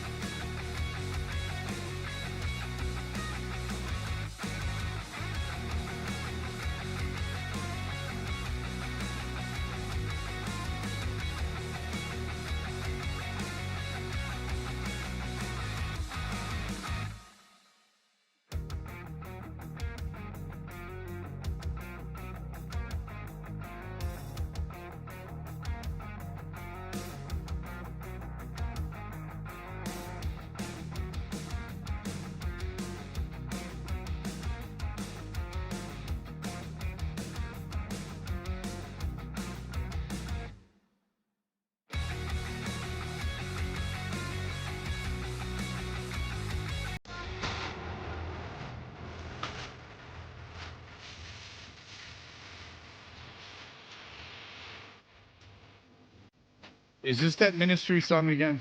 No. This is Man Behind the Mask by He's Back by Alice Cooper. Oh. From the Alice Cooper's still touring, by the way. Yeah, he is. From the Friday the 13th Part 6 soundtrack. By the way, Nicholas will have his big... Hardy's very famous for every Halloween for doing the Monster Mash headlines, which he will retire now because he's no longer doing the headlines. But Nicholas, who will try...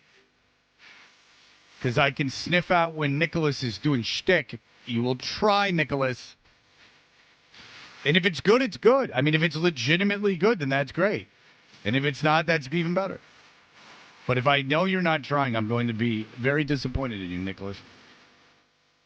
And try not to get flustered either, Nick. That's the whole point of the Monster Mash headlines. It's live. You got to do it, I'll make sure he doesn't get flustered. Don't get flustered, Nick. And then he'll text me afterwards. He's like, I didn't do a good job. We'll go, Nick, you did a great job. You did exactly what we wanted you to do. Nick, everyone's got your back. Don't worry about it, Nicholas. We're all here for you. All right, we got a great game here, Fred. People love the scary movies at Halloween time. And, the jump scares and the classic type of horror films. But the one thing they all have in common is somebody dies. So... the game we're going to play is... Guapo only kills men. Does not kill crying women. Wonder who's dying how. Who's dying how? Okay. All right, who's dying how? How will this be played? I will play you a scene from a movie. You have to tell me who is dying in the scene and how are they dying. Very good. Classic horror movies, scary stuff. Do you watch the horror movies, John? Not a lot of them. I no. don't watch any of them. Okay. I have enough anxiety. I don't need more. Yeah. Well, I believe using your powers of deduction. Oh, okay. No, but Good. I'm just telling you. Oh, I'm on fire with this. Let's go. Thanks, Hardy, for bringing that up. I'm ready and willing. Let's go. That's still sticking in John's craw. To open that wound a little bit, pull on them stitches. If you want to know where John's line of insults is, it was power of deduction that Hardy gave him. That bothered John. I can't wait. Let's go.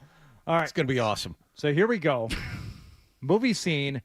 Gentlemen, you tell me who's dying how in this scene.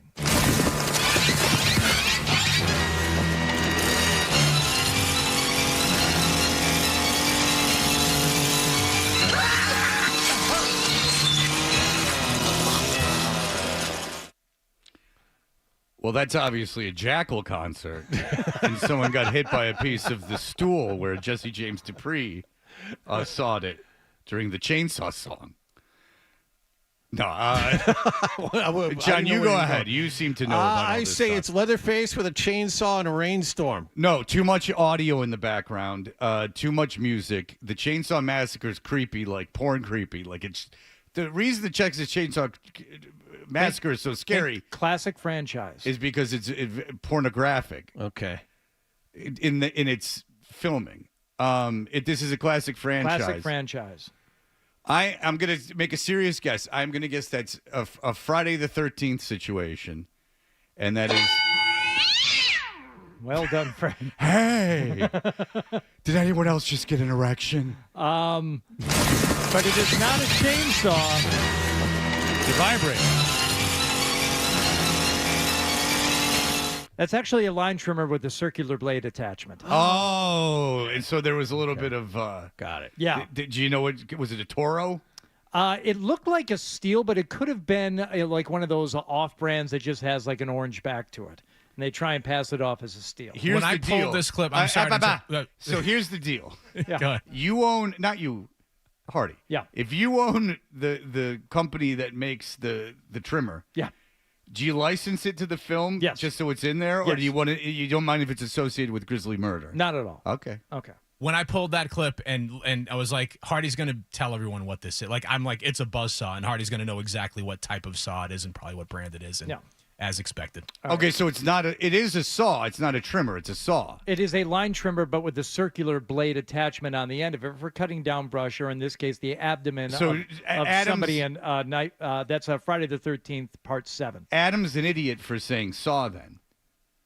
For saying buzzsaw, yeah, big dope. Okay. All right, here we go. As long as someone else takes the arrows from him. Number 2.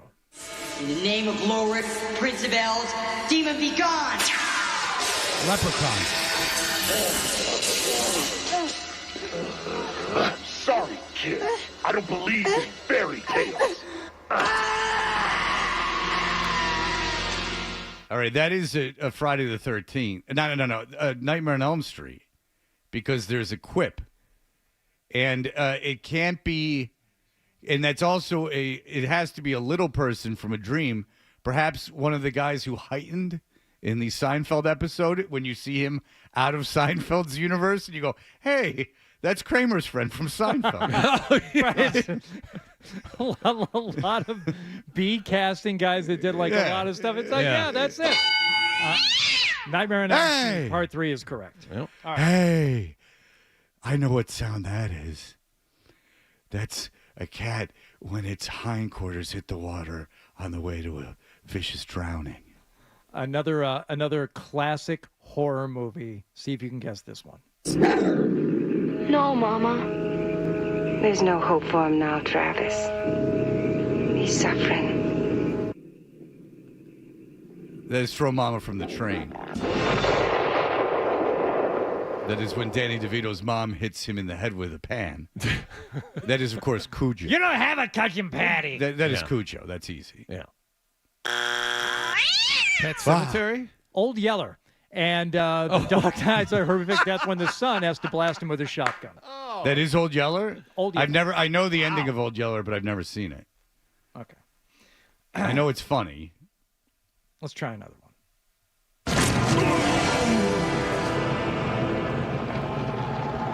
Long live the king.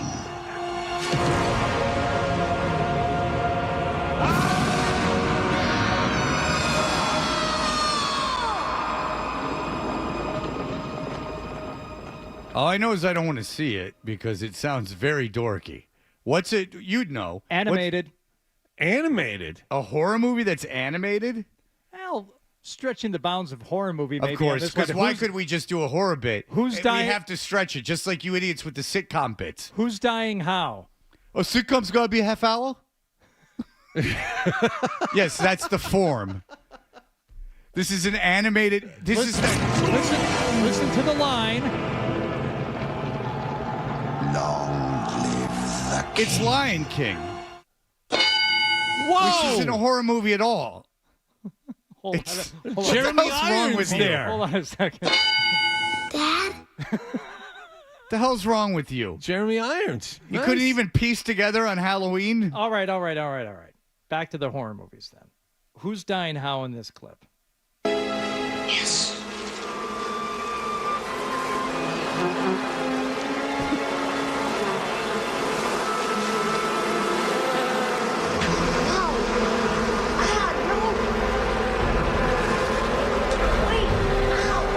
There's Macaulay Culkin in when My he gets Girl. stung by the beans in My Girl. My Girl. Yeah. Oh, the creepiest of movies.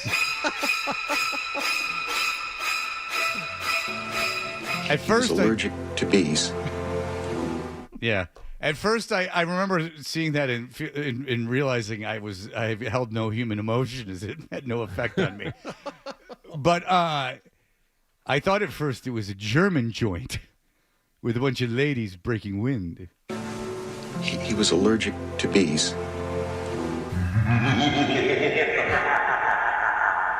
Keep them away from bees. Give someone an EpiPen. There's a solution. One horror, fine. One more. Last one. See if you can get this one. Who's dying how? Mrs. James Evans. That's me. All right, go ahead on. We regret to inform you that your husband was...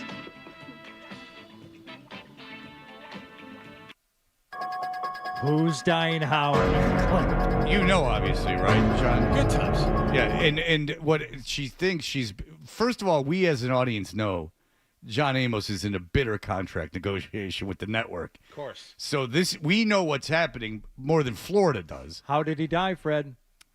He died on a work assignment. And was he in a car that crashed? Yeah, well done. Damn. Well done. Yes, that is when the wheels fell off the franchise. Yeah. That is when Good Times became unwatchable. You guys got them all. You're really, really good at this game. I didn't think you were going to be able to pull off all of the Who's Dying How from these classic horror movies, but you were able to do it. Yes, it was very good. The Lion King pull was impressive. That was good. He said it's animated, and listen to it, and he says it's the James Earl Jones thing. All right. Dad? All right, very good. Play us out. What are you doing? I got you. All right. Adam 12 put this in a 7-minute theme. That's John Carpenter's. This wasn't me. John Carpenter's The Thing. It was to you. You No, love, it wasn't. You This sweat, was Nicholas. You swing from John Carpenter's balls. Oh, you I make absolutely do You make that. your kids sit through John Carpenter film And festivals. I've done that too. Yes. Yeah, Adam's got an annoying thing if he puts on the internet like what movie he's watching. Yeah, there we go. He's like movie night, and then you're like, who cares? I get a lot of people. By a lot, what does that entail? 3 or 4. Yeah, all right, very good. That's a lot. All right, when we come back, Chris Forsberg is our weekly guest on Wednesdays to talk about the Celtics and what have you. We'll be back in just a moment.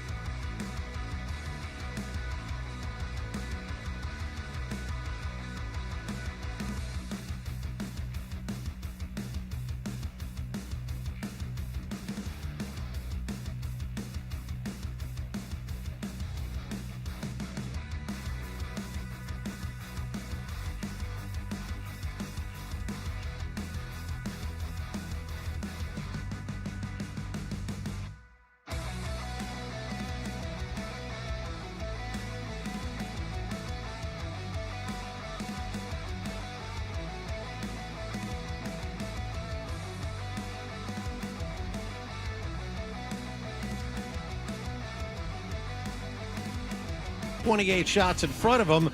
On the other side, Jonas Korpisalo was solid, but it wasn't enough. Pretty good. It's been a while since I played last time, so I just tried to go out there and enjoy the game. Just put everything I got there, and the guys played great in front of me. I mean, for the game, how many shots I had? 15, 16, so can't ask for more. Next up for the Bruins is a road game against Carolina tomorrow night. The 4-0 Celtics visit Indiana tonight in the opener of a 4-game trip. Sam Hauser is listed as probable after missing the last 3 games with lower back pain. Grandy and Max have the pregame at 6:30 and the tip-off at 7 here on 98.5 The Sports Hub.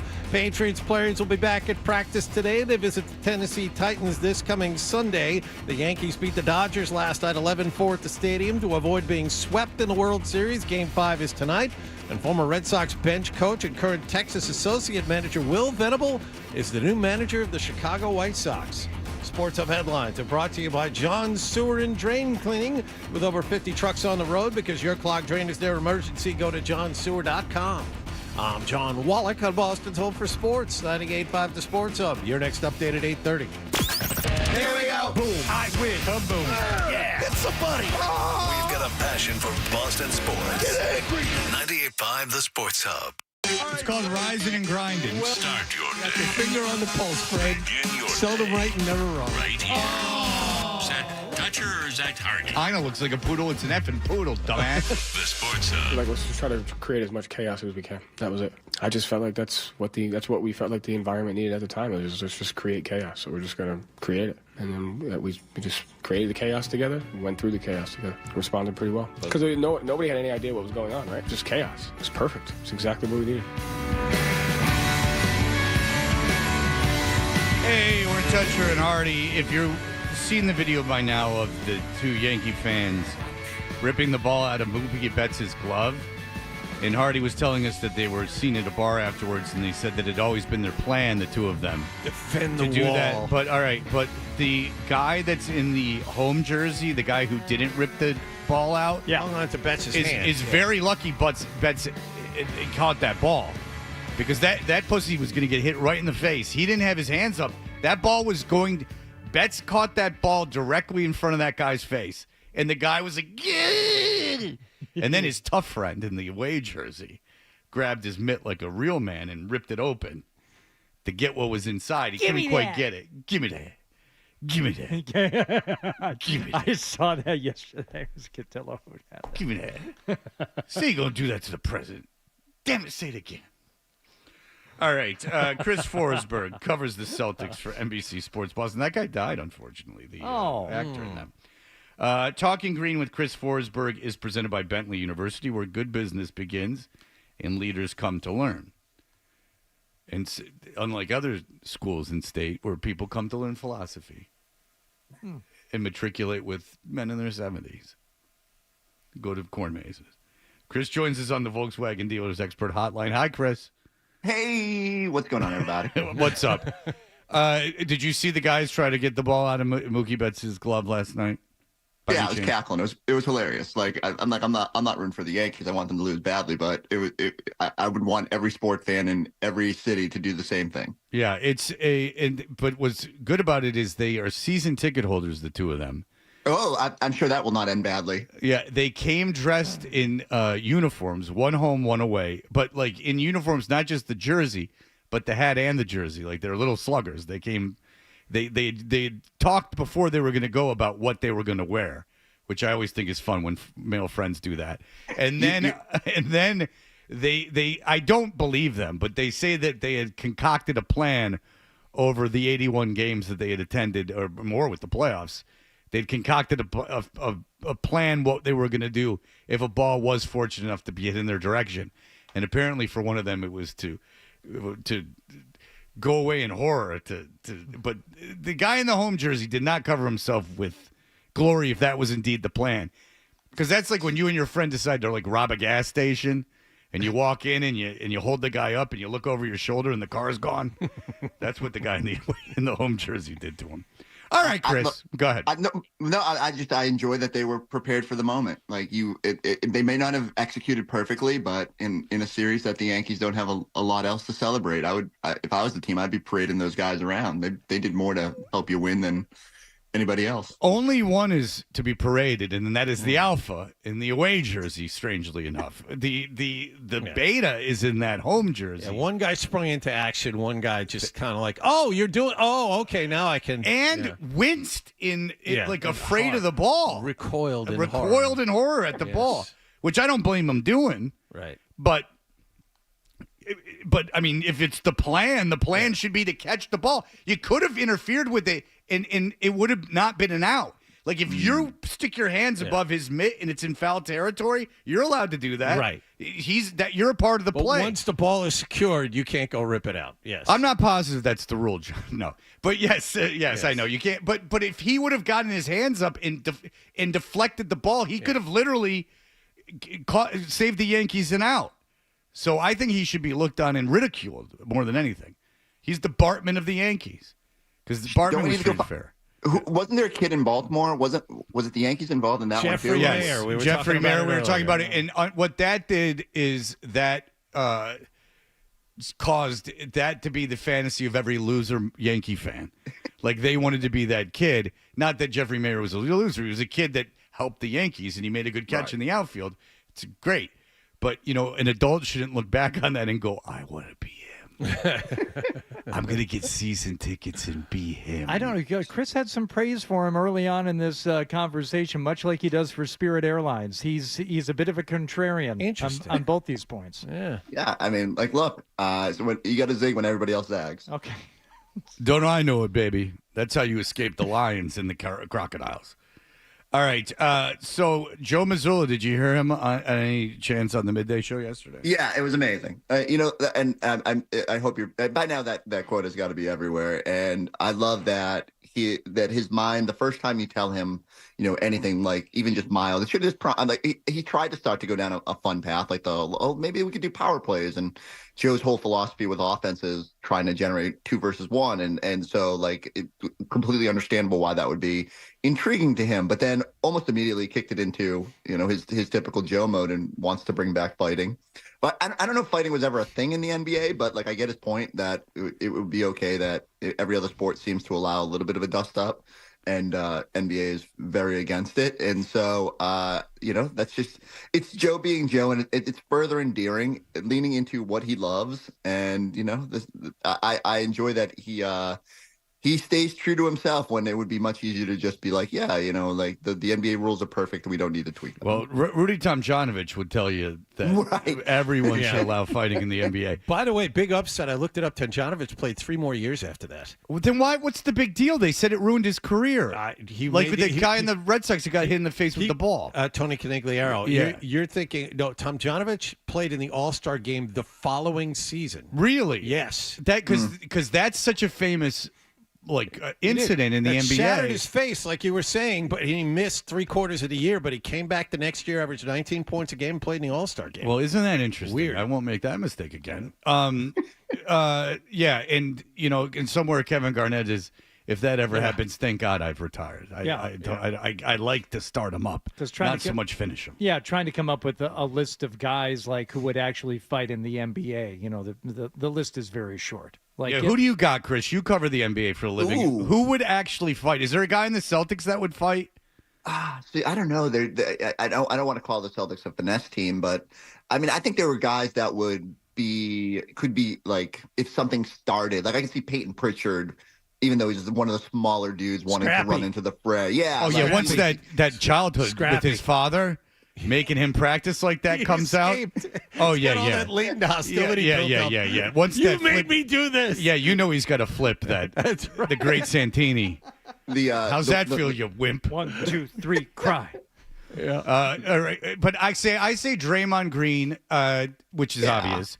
Isaiah Stewart. Who is known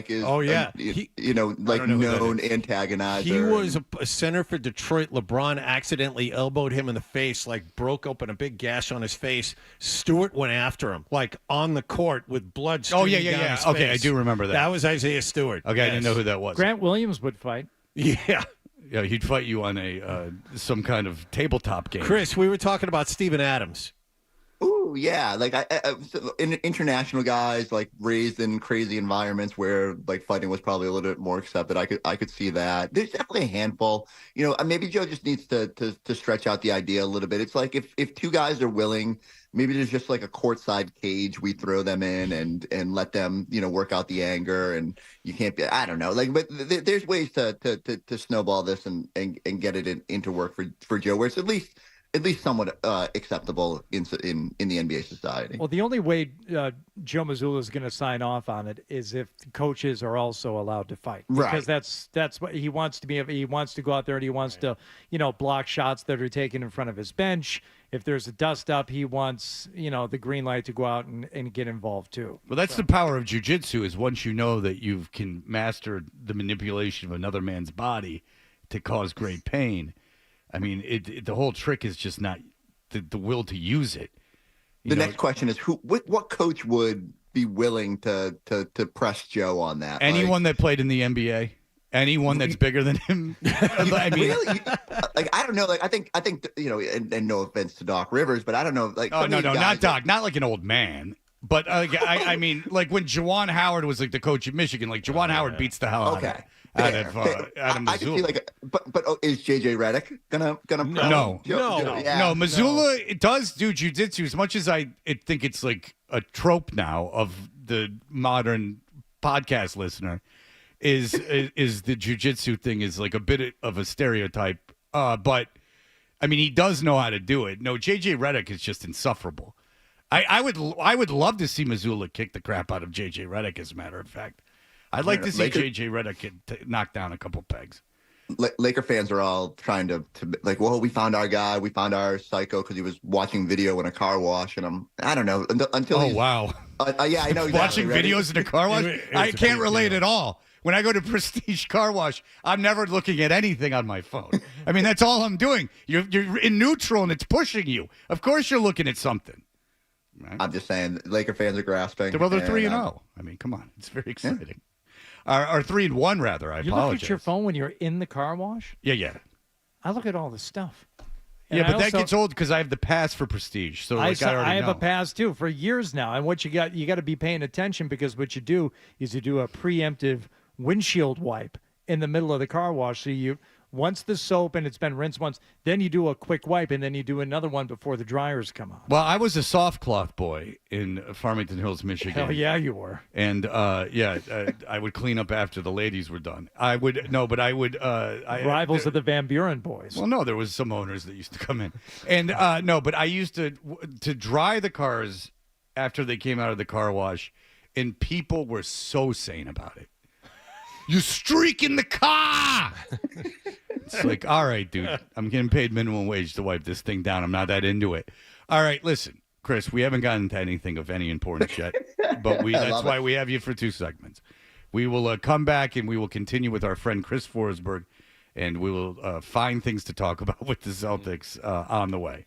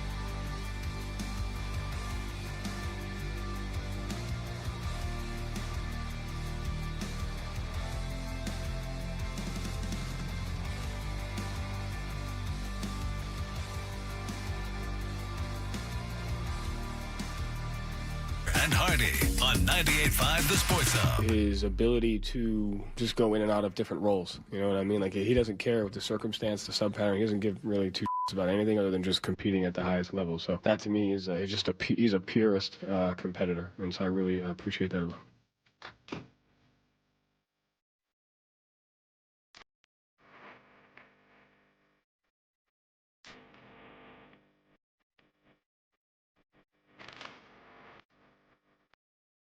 Hey, we are Toucher and Hardy. Pucks and Paddles is back November 20th.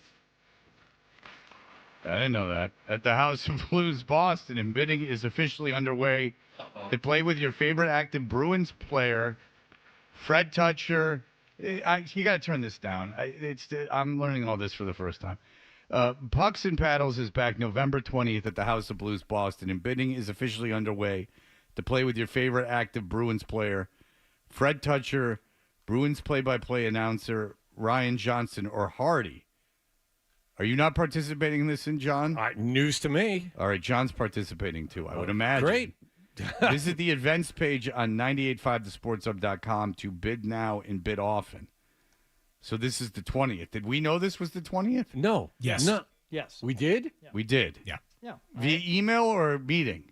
Meeting. I was not in that meeting. When was the meeting? I don't know if it was. I don't know, but I have it in my calendar. It's a thing. Maybe you weren't, Fred. Yeah. Maybe it was just you and I, Hardy. Oh, good. Well, I'm glad this was all relayed to me. So on the 20th, I'm at Pucks and Paddles? Apparently I'm not. 3 All to right. 6 p.m. Well, apparently my services are not required. Yeah, well, so. they're obviously required. Are you on the bidding thing? I don't know. It apparently. Well, I'm not going to be here. The two of you and Ryan Johnston are on the bidding thing, not me. November 30th is November 20th. Oh, 20th. Oh. 20th. Okay. Oh, Jesus. All right. I guess I had it in my calendar too. Maybe I was in the meeting. 3 weeks from today. Perfect. I don't remember any of this. All right, very good. Chris Forsbrook, who's very involved in charity too. He gives of himself, as do we. Is with us. He covers the Celtics for NBC Sports Boston. What do you make of the controversy surrounding the 76ers? We might have asked you about it before, but with the whole Embiid thing, that's a big talking point early in the season. Yeah, like it's not great, right? I think from the biggest of levels, it's unfortunate that we just don't have them on the court, right? Like, and you want your superstars out there, and it's weird that they felt this need to sort of protect him so much going into the season, and maybe a little dishonest with the injury reports. And I like that the league is policing it a little bit, but yeah, like I keep saying it. Like, I thought the Sixers had a really good offseason. I sort of took the bait and said they could be one of the bigger challenges for the Celtics if, like, Embiid is out there and can get up and down the court in the playoffs. And yet you don't get a lot of confidence from the fact that he can't even get out there for the start of the season. And this is, obviously not the first time with injuries. And so it's hard for me to take them completely seriously until they're out there. And I guess I'm eager to get a look at that team in full, but the wait continues. Okay. Do you have any concern with how the Celtics are going to handle, if this is such a big thing in the NBA now, and, 3 guys on this team played internationally, everyone was in the finals. No. Like these, do you have any concern with, like, minute restrictions or anything, and how that's going to be handled throughout the season? No, like, they have to beg Tatum to sit out a game. And No, but I'm saying, does that concern you, though? Like, does it concern you that they're not taking more time? Oh, no. Like, I think, look, there's enough sports science guys over there. They know how to handle this and make sure the guys aren't putting themselves in a harmful position. I do think there will be games where they will downshift, even if the player does not want to be out there, to make sure. I think everyone understands you have to be healthy and ready in May and June. And so they'll figure out the best way to pace this. But, I do think you're not going to see guys downshift very often. And aside from Porzingis and Al, who, like, understand that they have to be sort of brought along the right way to make sure they're hopefully out there. And they did everything they could with Porzingis last year and still wasn't, enough to keep him out there with the fluky kind of foot injury. So I don't worry about it. I think the other part of it is too, like, they have great depth. So like, even if they do have to sit somebody, if Peyton Pritchard's going to do this and I really do think he has a shot at Sixth Man of the Year because of the minutes he'll play this year. I feel pretty good about them weathering it. If I was another team, like I look at even Denver, like Denver's super talented and Jokic is great, but their depth stinks. And I would worry if I had to pace my players with that team. The Celtics, it's just I know we're looking for things to be worried about, but that is not one of them. You brought up Porzingis. I saw him on banner night. He was walking pretty good. I understand they want to be overly cautious with him, but he looks just fine to me walking around. There's no boot. He's not on crutches. When are we going to see him?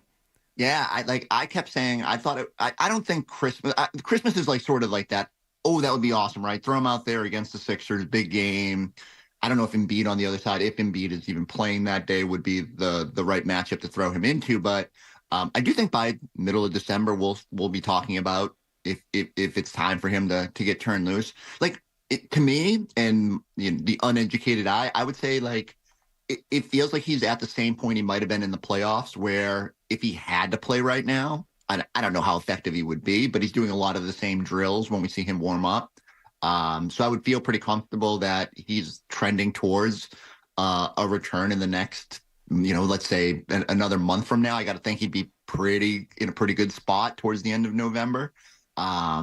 You do have the luxury. You don't have to rush him out there, but I just think they'll trade cautiously. What's the state of the team? Do you have 2 losses in December? Is there any reason to rush him back? Like, what's your depth chart look like? I will say this: the flip side of it is, I was asking him, and I said, because you have that luxury of bringing you along slowly, are you okay if they say we're not putting you out there until the end of December or into January, or whatever the case may be? And he was like, no.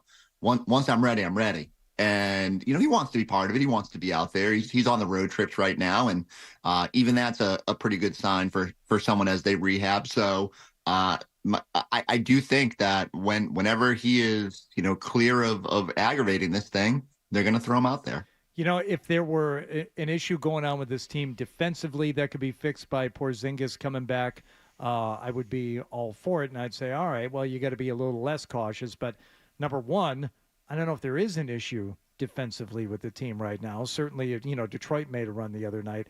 But more importantly, bringing back Porzingis helps with your scoring, but it really doesn't do anything for you defensively.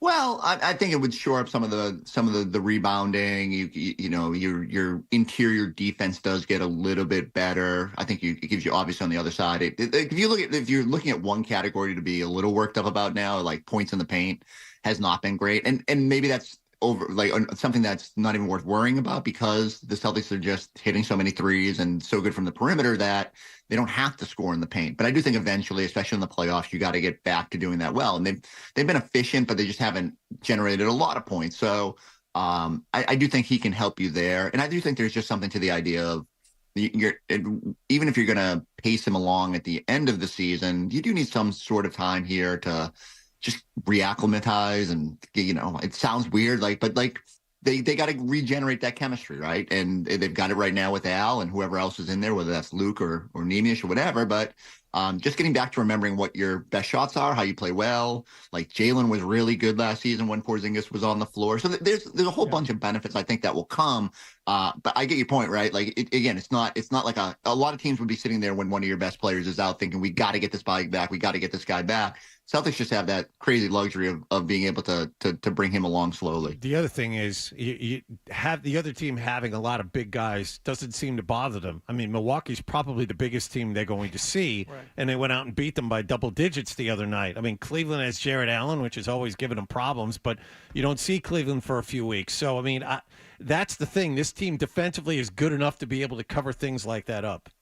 Yeah, and they play, they have good size in terms of, like, there's no small guard you can take advantage of, and there's a way to mask the fact that you don't have a 7'2" guy on the back line. I do like when they play small. Like, I don't want a ton of Tatum at center minutes just for sort of wear and tear purposes, but it's a luxury that you can do that. And that's why, especially over the summer, everyone kept saying, oh man, like, if Porzingis isn't going to be out there, they got to go get another big man. And I'm like, we've been doing this for 3 years, and every year it's the same thing. Luke Cornett goes out there and gives you good minutes. You got someone like Nemius who can come in and at least fill a third center spot. And you're more likely to lean into guys like Peyton Pritchard, even though it's not a one-for-one thing. Like, you're not playing Peyton Pritchard at center, but he's just going to play more. And you figure it out. And they've done a really good job of that. So, if you can thrive like this and you don't have Porzingis, you don't have Hauser, like what's the potential of this team once you do have all your horses out there? And it's just like, it feels like an embarrassment of riches when you look at the roster. Reacclimatize. I don't even know if that's the right word. Is it reacclimate or reacclimatize? Reacclimate, yeah. Reacclimate. Yeah. Reacclimatize. That was nice, though. As soon as you said it, I couldn't get off of it. I just thought maybe I got to start incorporating that into my. So if you say a word with enough confidence, I've learned, you can persuade people to believe that it's a real word. Yeah, and Joe Mazzulla has proven himself to be the ultimate re-alchemist for this team. Because everyone knows I love alchemy. Yeah. Especially on All Hallows Eve. I like that word alchemist. I don't know what it means, but it's a good sounding word. It's something spooky. Something that you could turn metal into gold. No, alchemy is. I gotta look it up now. I think isn't it the notion that you can turn non-precious metals into precious. I thought that's what that is. Alchemy. Yes. Yeah, but you have to use a medieval forerunner of chemistry based on the supposed transformation of matter. Chris, get on that. It was concerned particularly with attempts to convert base metals into gold or Well to done. find universal elixir. Well So done. it is like using the spirit world kind of. Interesting. They practice It is what alchemy. I said it was. Well, no, you Can made you it sound just like it say was that? science when it's it's magic, pseudoscience. sorcery. It's sorcery. It's under the similar words. You want to hear? Chris, what are you going as for Halloween? Oh man, I do not have anything. But my best childhood costume was Garth from Wayne's World. Oh, that's good. That was John's grandkids. When is that? Solid. Yeah, he doesn't even See, because question I'm really it. old. See. Yeah, that's the joke, John. Yep, and it I'm landed. really old. All right, You did really well, Fred. That was John's good. favorite childhood costume was Lucky Lindy. He got on his flying suit, and he had the Spirit of St. Louis, a miniaturized version that he towed behind him. Chris, true or false? Did Brian Scalabrine bring up the Scallons during the last broadcast? I did not hear him bring it up, but it would not surprise me if he did. Yeah, and he apparently, I got an email that he was on the Edelman podcast taking credit for the Scallenge again. Oh, Jesus. So, well, what's the true story? So, I assume. I mean, it was a bit that the show created, and that we asked him to participate in, and he agreed to participate in it. It wasn't his idea at all. You feel like there's a little bit of Lennon and McCartney here, where you're not. No, because if it was Lennon and McCartney, I give Rich credit. I mean, Rich was a big part of the idea process. So the Lennon and McCartney was there. This is It's kind of like this is the drum tech. whole thing. Yeah, this is the drum tech saying I was involved in this. Like Scalabrine was a guest that we had on our show. We conceived of the bit, executed the bit. Scalabrine was a passenger and involved in it in that sense. And now, since it's his most famous thing really he's ever been involved in, because he wasn't involved in the championship runs, like that he was involved in, he tells the story over and over and over again, but he consistently leaves out the radio show's part in it, in that it was everything. And then he also was in Rolling Stone one time. He was featured in Rolling Stone, and he told them that he had his own radio show in Boston. Yeah, I had my own show back in the day. He goes, I got my own show in Boston, and we came up with this Scallenge bit. Like, well, no, you didn't have your own show, and you didn't come up with anything. So I'm not taking away Rich's credit on that. I mean, that Rich was a huge part of that, but two things. Scalabrine was not. I will gently remind him that he needs to give proper credit. If I've learned anything as a journalist, you must cite your sources. And two, now that you've upgraded to me in this spot, I will make sure that you get proper credit at every turn for every good bit that we come up with, and that I am lucky enough to be a part of. All right, thank you. Because every time I do see Scalabrine, which is probably about once a year, I do go like, "What the hell's wrong with you? Why don't you see?" Oh, Is that I like Scal. Is that how you start the conversation? Like just immediately combative? Yes. Yes, unless it's like a youth event because his kids play basketball, and when mine used to play travel basketball, it won't happen again because my kid doesn't play travel basketball anymore. But unless I'd see him there, and then I would be like more about like, hey, how you doing? Because he was coaching. But no, if I see him like at an event or something, I go, yeah, like what the hell? Like, I think you need to flip the script. You got to put someone on their defensive in front of children because like they have to explain to the youth that they've made a mistake. And so I think you just bust into one of Scal's AAU games and just kind of tear into them a little bit. I'm afraid I'll be shot, as is the wont of the parents at these AAU games occasionally, as they do pull out weapons. But yes, you're right. I should disrupt the game and say, who's coaching you a real fraud, and then and then the whole place will gasp. All right, Chris Forsberg, NBC Sports Boston. Thank you so much for the time, sir. We look forward to seeing you broadcast as time goes on. Oh, thank you. And I'll see you next week. I'll actually be in the flesh with you this time, I promise. Oh, I know it's very hard for you as you live 700 miles away. Spirit Airlines is going to fly me directly to the studio. It'll be great. Can you fly from Worcester to Boston? Seriously, because you can fly from Atlanta to Knoxville. I believe you can, but you'd have to charter your own. There's no because Atlanta to Knoxville is a 2 hour, 2:15, 2.5 hour drive, and they have a pretty regular flight that flies. I mean, you can fly from Boston to the Cape, right? Like there's So but if someone out there has a plane and wants to fly me to Boston, I would just jump out in a parachute and make it easier. Yeah, and then you could just land right up here north on 95, and you can fight that traffic in. So that will be good. You'll get that. It's much easier. All right. Thank you, Chris. We appreciate it.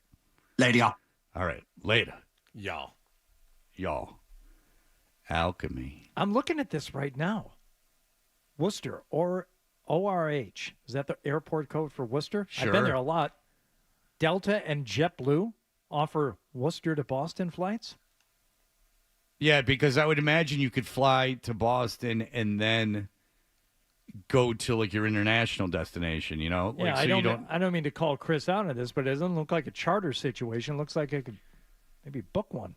Yeah, because you're not going to be able to fly internationally probably out of Worcester, and if you are, it's going to be very limited. So if you're going to fly, you don't want to park in Boston and take all your bags after you've traveled internationally. So maybe you fly out of Worcester to Boston, they transfer the bags for you, and then you're on your way.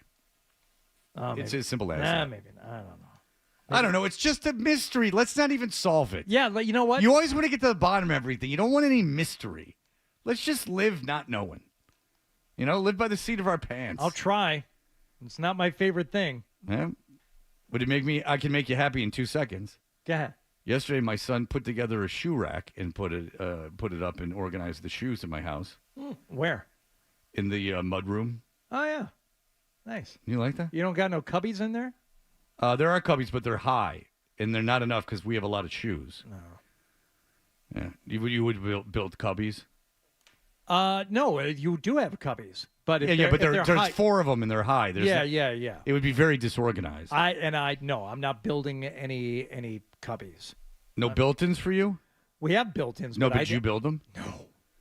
That's serious carpentry. That's blasphemy. Like, you're not going to start. I'll build you a shed ramp, Yeah.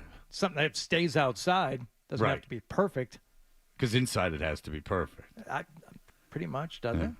I mean, you want it perfect? It's got to be certainly on the level, All right, we'll be back in just a moment. Here are the headlines. Sports Hub.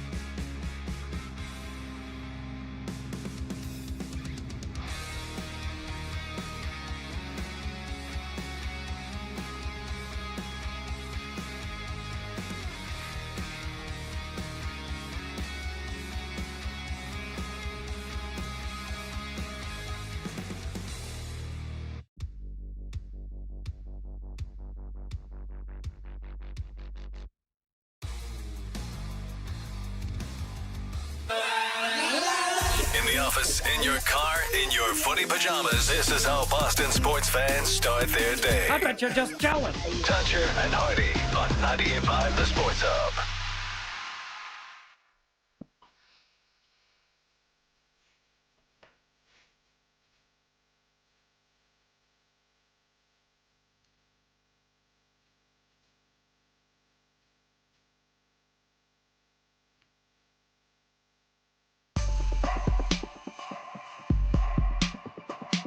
You know this one, Fred? No.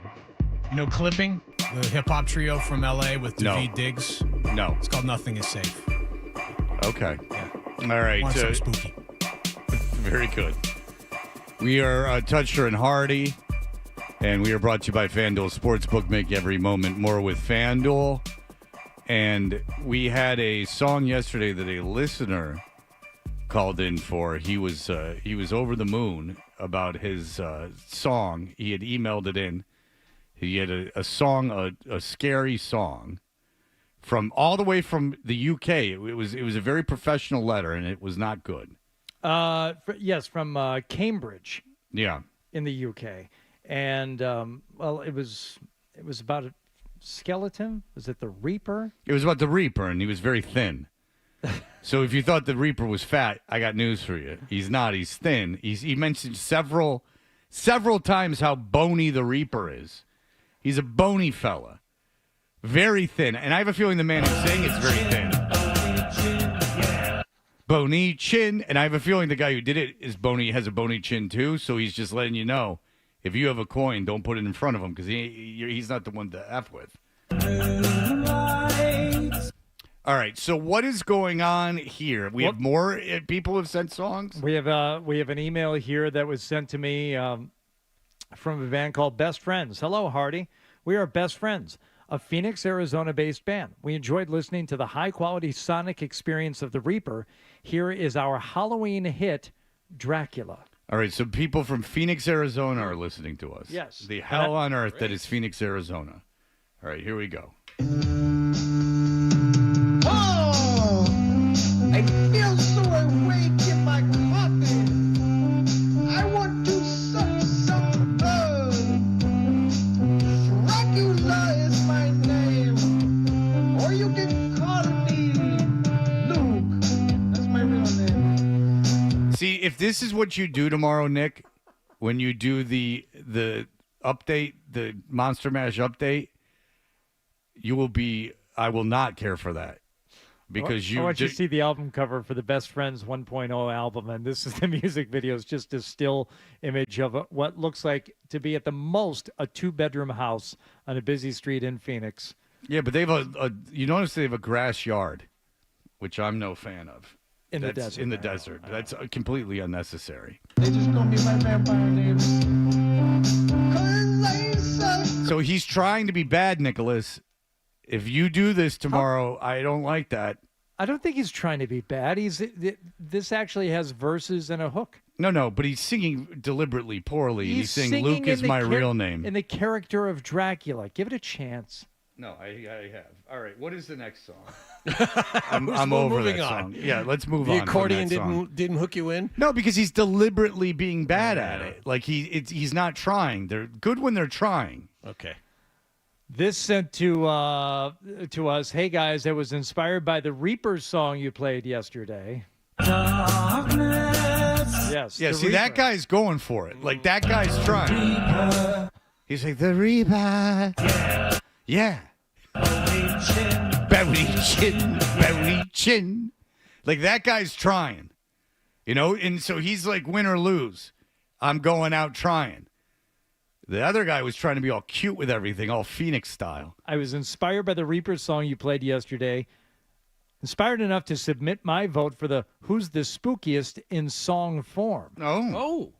Please enjoy. This is from Jake in New Hampshire. Because tomorrow is the return of Who's the Spookiest member of 98.5 The Sports Hub, which is the fellas that haven't been here for this bit before. We're like, when do you want to do it tomorrow? I said, well, when the least amount of people are listening, it's a terrible, terrible bit. Slotted that in for 7 o'clock tomorrow morning. Yeah, so you'll have that.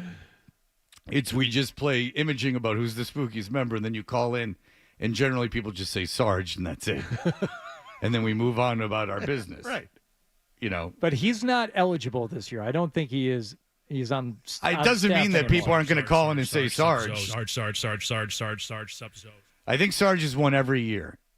Sarge will probably win again. But all right, so this is someone who is Jake in New inspired by- Hampshire, and he has an idea who the spookiest is. He wrote a song about it. Drowning in his own filth, riddled with disease, walking through the room. It took Nick this long to turn around and go, this is about me. It didn't hit Nick. Someone covered in their own feces, which happened to Nicholas, if you don't know. We don't know that's what it's about yet. His drowning in his own filth and riddled with disease. This could be any number of people. We don't know yet that it's about Nick. Because Nick not only had the heart problem with the poo, he also then turned around and had a stroke on everyone during the show. Yeah, that Which was was a little scary. Very inconsiderate. I wasn't here for that. I was here for that. Yeah, That I was a wasn't little here. scary. Nick, you notice Nick did it when I wasn't here because my presence would have been enough for him to stay healthy. That's what the doctor said.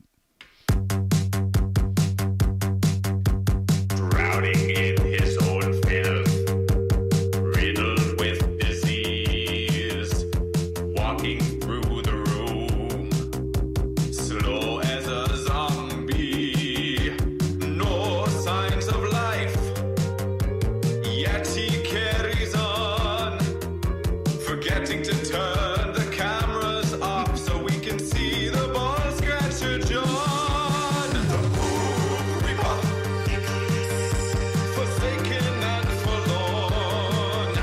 The Boom Reaper, naked as the day he was born. See, that is the upshot. If you try, you make something legitimately good like that guy did. Yeah.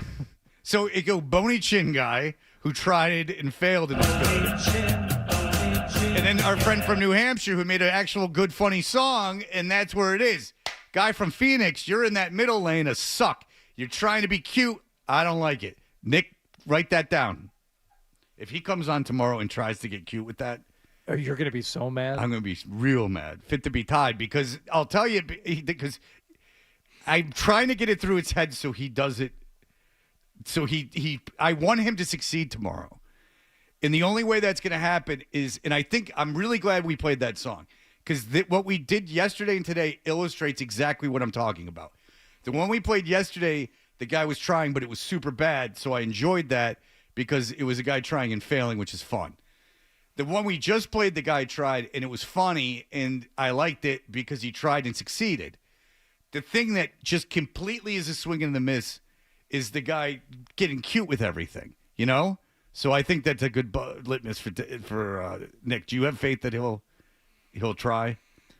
I have faith that he'll try, but I want him to know that this requires like practice. It seems like a silly thing to do, but to actually pull it off live, which he's going to have to do live. You know, we never pre-recorded those things. It was always a live performance, and it's going to require some work. He's going to have to put the work in. Because even though I really, really, really didn't want to do 98 Mile again, because I did it, and we did it 2 more times, because I was like, you get away with something that corny once. And Felger rightly pulled out after the first one. I remember what was the last time you and I just didn't do it. Just didn't do it. So we've insulted everyone. That's enough. No, and then also, like, it's not funny anymore. Like, let's stop. I remember that. But the thing that I learned, having never really like rapped before, was it's not just creating the rhymes, because that seems easy, like it just rhyming words. It's being on the beat is like very hard, and and to craft something under the restrictions that Nicholas has to do of like the goings on in sports, while in tune with in a meter with the song, like in time with the song, is a very difficult thing. But the harder you try, Nick, the better it will be. Win, lose, or draw. The more time and effort you put into it, the better it will be.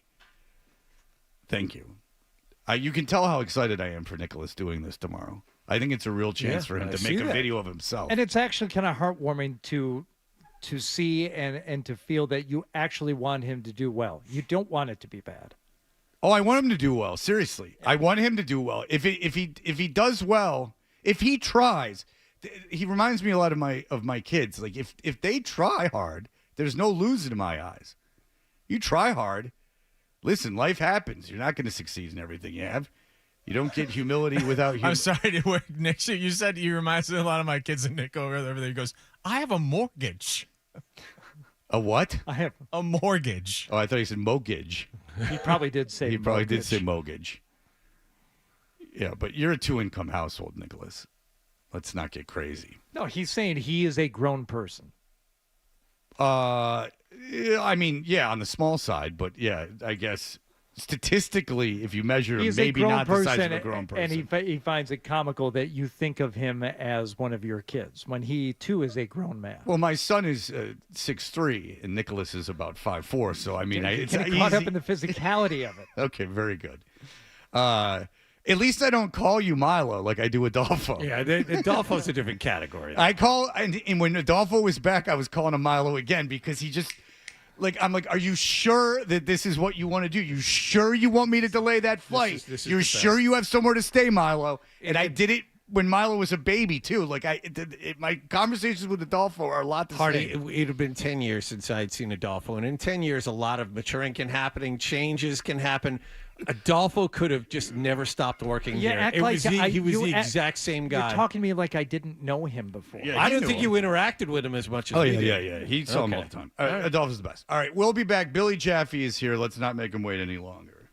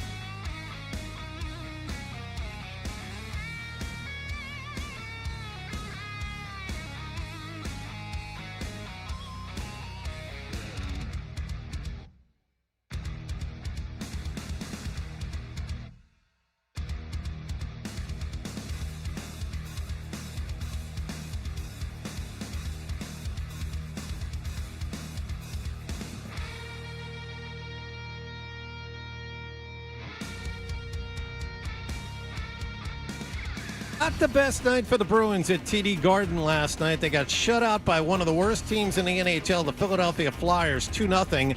Brad Marchand's squad continues to struggle at the offensive end of the ice, especially with their movement. At times, I mean, PKs are good now, so they do a good job too. But yeah, we might need to try to throw some different looks at teams and try a few different things. But again, we'll look at it tomorrow. The Bruins have tonight off. They visit Carolina tomorrow evening. Celtics had last night off. They open up a 4-game road trip against Indiana this evening. Granding and Max have the pregame at 6:30 and the tip-off at 7 here on 98.5 The Sports Hub. Sam Hauser has been upgraded to probable. Patriots players are back from a 2-day break. They'll go through their first practice of the week this afternoon. They visit Tennessee on Sunday, and the Yankees avoided a World Series sweep by beating the Dodgers last night 11-4 at the stadium. Game 5 tonight in the Bronx. Sports Hub headlines are brought to you by the 99 Restaurants, where you've got to try the new original crispy chicken tender family meal deal. It's just $39.99. Each meal serves up to 5 people and comes with sides to share only at the Nines. I'm John Wallach at Boston Till for Sports, 98.5 The Sports Hub. Your next update at 9:30. No matter where you go, you're always connected to Boston sports with the 98.5 The Sports Hub app. Download it wherever you get your apps today. Is elongating. Weekday morning. Here goes Hardy. Dutcher and Hardy. I no longer love things. Let's go. Let's ride. 98.5. Let's roll the dice. The Sports Hub.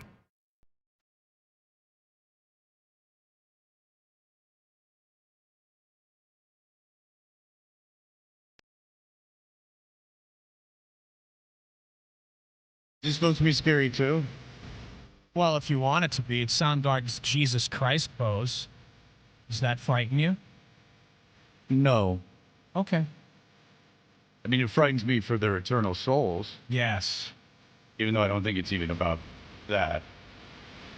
But who am I to interpret what they're doing? Have you ever seen the guitarist for Faith No More without a beard? Oh, it's not good. No, he's handsome. Oh, you think so? I see. I'm so shocked by him not having it that maybe I need to go take a. Okay, so Faith No More, because I was thinking of Kim Thiel. Thiel, yeah. Thiel, sorry. Now we're talking about Jim Martin. But I was talking from Soundgarden, he got a big long beard. Yeah. Jim Martin from Faith No More had this big long beard, and you would assume if you had a big long beard like that, you were like an ugly guy, and he shaved it off, and he's like handsome. Is he a handsome fellow? I certainly, I was like, I go like, wow, he's handsome. Like, it was kind of odd to me. I mean, if you want to really get into it, someone I've known as handsome for a long time, on the count I've known him even before he was in Boston. Billy Jaffe, huh? You know what I'm saying, Hardy? Oh, I know. Yeah. He is, we are brought to you by FanDuel Sportsbook. Make every moment more with FanDuel. And you... Imagine if I had hair. It would be too much. It would be too much. It's like who would be Sidney Crawford without the mole? I would have to spend like 44 hours in one of those doctor's chairs to get here. I'd be like Brian Urlacher. You ever see him go from? He was like Chia Pet. Remember Brian Urlacher? Sure. He went from bald to a full head. Yeah. I mean. Yeah. I'll do a quick before and after here. There's people that used to work at the radio station that went through the same thing. Yeah. If you're getting my advice is in the hair transplants, which I got, I'm very happy I got them. But the thing is, you have to get them at a certain stage of baldness. And they'll tell you that too. Like if you go in there bald. Like, you're asking an awful lot. Like, because they individually put every hair in. The last thing you want is to walk up and people go, oh! Yeah, like you're better off bald in some way. You don't want a crash teeth situation. Let my eyebrows grow out. Yeah, try to brush them back. Yeah. Or when Gary went into Howard Stern, he's like, you might not know this, but I got caps, and they all started dying. No. Billy, of course, is the Bruins analyst for Nesson. He hosts the podcast The Morning Brew. He is with the NHL Network. He's got many, many jobs. He joins us in studio this morning. Hi, Billy. Morning. Do people recognize you when you go out? A lot? Maybe a few hockey people, but not really. Because you're on Nesson? Yeah. I'm wondering if more people recognize you than would recognize us because you're on TV. That's a great. There's a case study to be done there. Probably. I mean, you guys are on 5 days a week, but you need to go out in a suit. You need to go out as how you appear, as seen on TV. That's right. That's right. Seen on TV. That's a good one. Yeah, because walking around like this is so much more comfortable. Right. But you don't look how you look on the TV. Do they make you wear a suit on Nesson? Nope. I mean, you're going to wear a sport coat and, Okay, so they make you dress up. Like, you couldn't come in like a T-shirt. No. Not for what we do. No. Okay, why? Because I think that there's a formality, but it's not too formal. There's been times now a lot where we haven't been wearing ties, especially weekends. I notice it, yeah. Relaxed. And it seems pretty relaxed when you get that. It's a whole different vibe. I sense it's sarcasm. It's a hockey thing, though, too. Respecting the broadcast. My dad used to tell me it's like the way people used to get dressed up for hockey games. You'd put on your best suit, and it was like a thing. It was like going to very true. A boxing match. It's like you were supposed to dress up when you went to a hockey game. I don't know why. It's very true. Like it's flying. A good point. No, you're right. It's exactly like that. If you look at the 60s and early, I think things started to change in the 70s, but the formality of the 60s, especially in certain markets, it was very shirt or coat and tie, and it was hockey in particular. It wasn't like other sporting events. Going to Red Wings games, way back in the day, was you put on your best suit. There's not a there's a different dress code now for the players, and I think every team is different, right? But there's still something about putting on whether it's a suit or a sport coat, and I'm not always, when I say the biggest fan of a tie, sometimes I like not to. For me, it gives a different feel, but there's something about it, and heading into the building, going to work, there's something that's, it builds you up a bit. You know what I mean? It gets you ready for going in, you're changing your moment, your day, so to speak. Yeah, I wear pajamas almost every day. You should be sponsored by a pajama company. I wear pajamas, and Hardy thinks I'm trying too hard with what I wear. Sometimes you're trying too hard. Most times you're not trying hard enough. Well, I just can't win with him. I never used to wear like sweatpants or anything, but as I've gotten older, I find them so much more comfortable, which scares me because the next step is probably Velcro shoes. Yeah. Well, you can't bend over and expect to tie those things all the time. True. Sweatpants is us guys with big hogs, right, Billy? Okay, let's go. that was the line right there. Yeah. That was it. You pushed your way up to it, and that was the line. He was too loose. Billy's like, oh, girl. Billy was having fun. Billy was having too much fun. He was laughing. He was smiling. Are you uncomfortable? No, he does not uncomfortable. How dare you? All right, Billy. Not a good game. No, we talked to Jim Montgomery yesterday. I love Jim Montgomery. Yep. And I really, really like him. And so do I. But I'll just ask you your opinion on some of the things that we talked about with him. Look, they have a losing record. He seems very confident that they'll make the playoffs. He says that the first 20 games of the season doesn't get you out of a playoff berth. He agrees with the notion that this team was put together specifically with the playoffs in mind. That they were there, almost like there was an internal conversation saying, all right, built for the future, not the right now. Yeah, not for the regular season. Like, we have to make a concerted effort to build this team differently because winning in the regular season is not getting it done. We have to be a team that is built for the playoffs. Is that what you're seeing, or are they just playing bad? No, I'm seeing a team that outside of that Toronto game. So last we talked was a week ago. And the Bruins since then lost to Dallas, right? Beat Toronto and looked good doing it. Looked not good in the second against Dallas, giving up those power play goals. And then last night losing to Philly. With what reason I'm saying that is it's been extremes. You've had not a great game against Dallas, not a good game at all against Philly, but a really good game against Toronto. So the question is that the type of team you're really going to end up seeing, the one against Toronto? We don't know right now, Fred. My eyes are disconnected. They're not creating nearly enough. Weeks ago, you asked me about their team speed. Well, right now, they're not playing fast at all. They're not cohesive. Now, they did play fast against Toronto, and I don't know out of you three guys how many of you watched Toronto game, but if you notice, their puck placements, especially through the neutral zone after good breakouts into the offensive zone, they were able to attack with speed, get pucks back, working cycles, working plays.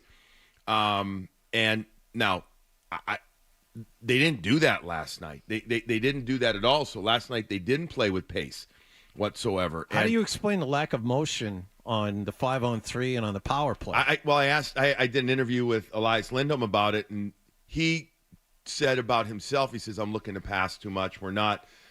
And so by looking, and they're slowing down, and they're becoming predictable again on the power play. And they're on the 5-on-3, you work it to areas. You need to, you want to get Pastrnak a shot, but still somebody else needs to shoot too to probably open up the lanes even more for him. How do I explain it? I think they're just thinking way too much, and they're not letting it go. And on a 5-on-3, that was the major moment in the game. You can afford to take a less than perfect shot because as long as you got somebody in front, and they had nobody in front at one point. Right. Because that was going to be my point.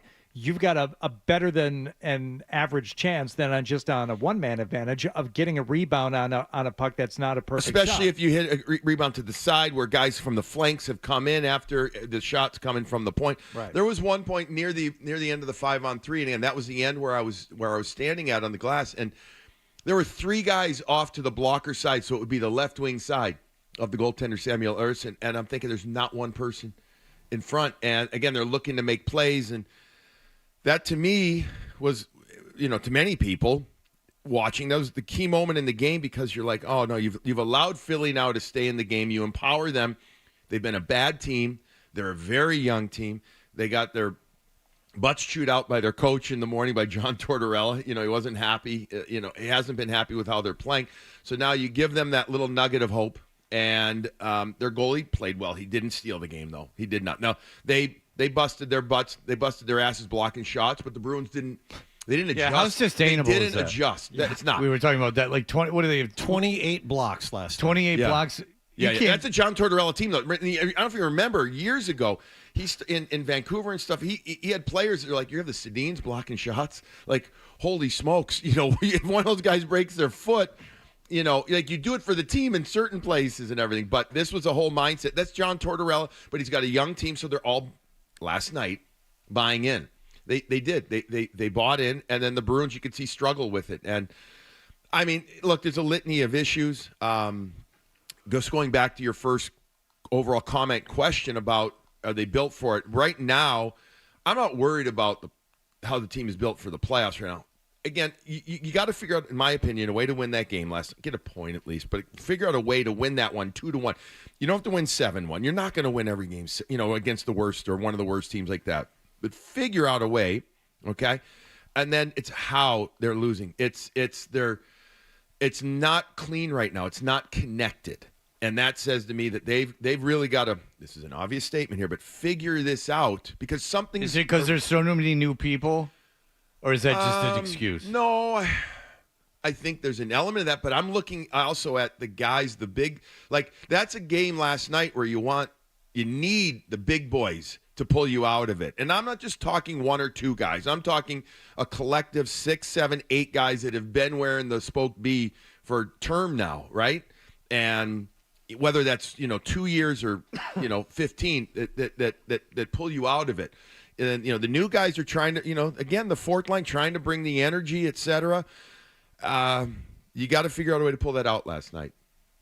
I agree. Yeah, and it doesn't bode well for a team that shows that effort in one game like they did against Toronto, and then in the very next game where seemingly nothing has changed other than your goaltender, who played beautifully. He did. Korpisalo was great. I still get nervous. He comes so far out of the crease on some of those saves, and he's not I guess he's not a position goaltender. It's a different look. It's a different look. It makes me nervous. It's more scrambled than anything else. It makes me nervous. But how about those saves in the first period? He's great. At least. But it doesn't speak well to a team that can't put together.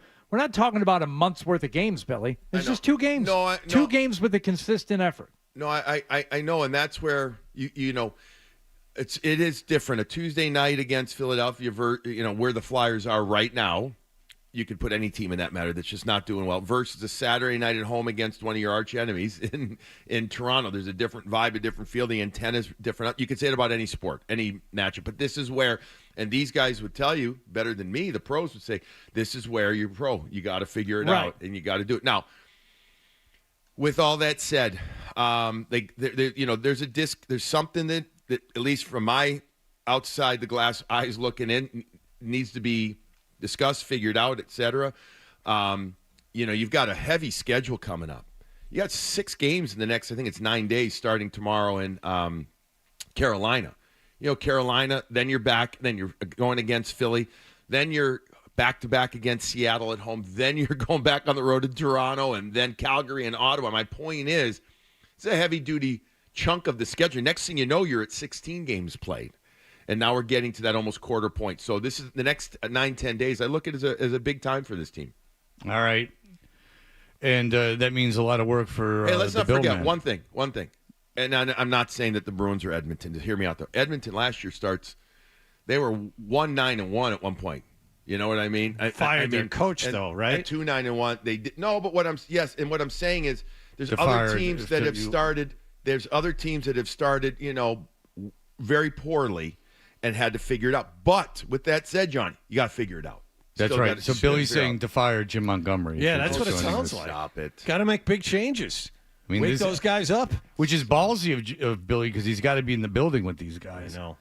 To come out But and say good for you something for doing that crazy this early in the season. Woof. You guys. Billy, you were something else. So much fun. Billy Jaffe. Way to go. Watch him Hi. analyze the Bruins and get ready with his wrecking ball of hate. Hey, ringside reporter, too, last night. You like doing that? down Doing my ringside. part. Yeah. I've done it a lot. It's different in the old days with verses in between the benches more and everything. No, it's great. Listen, anything, whatever needs to be done, you do it. So it's great to have a different view down there. Right. But they don't have you between the benches.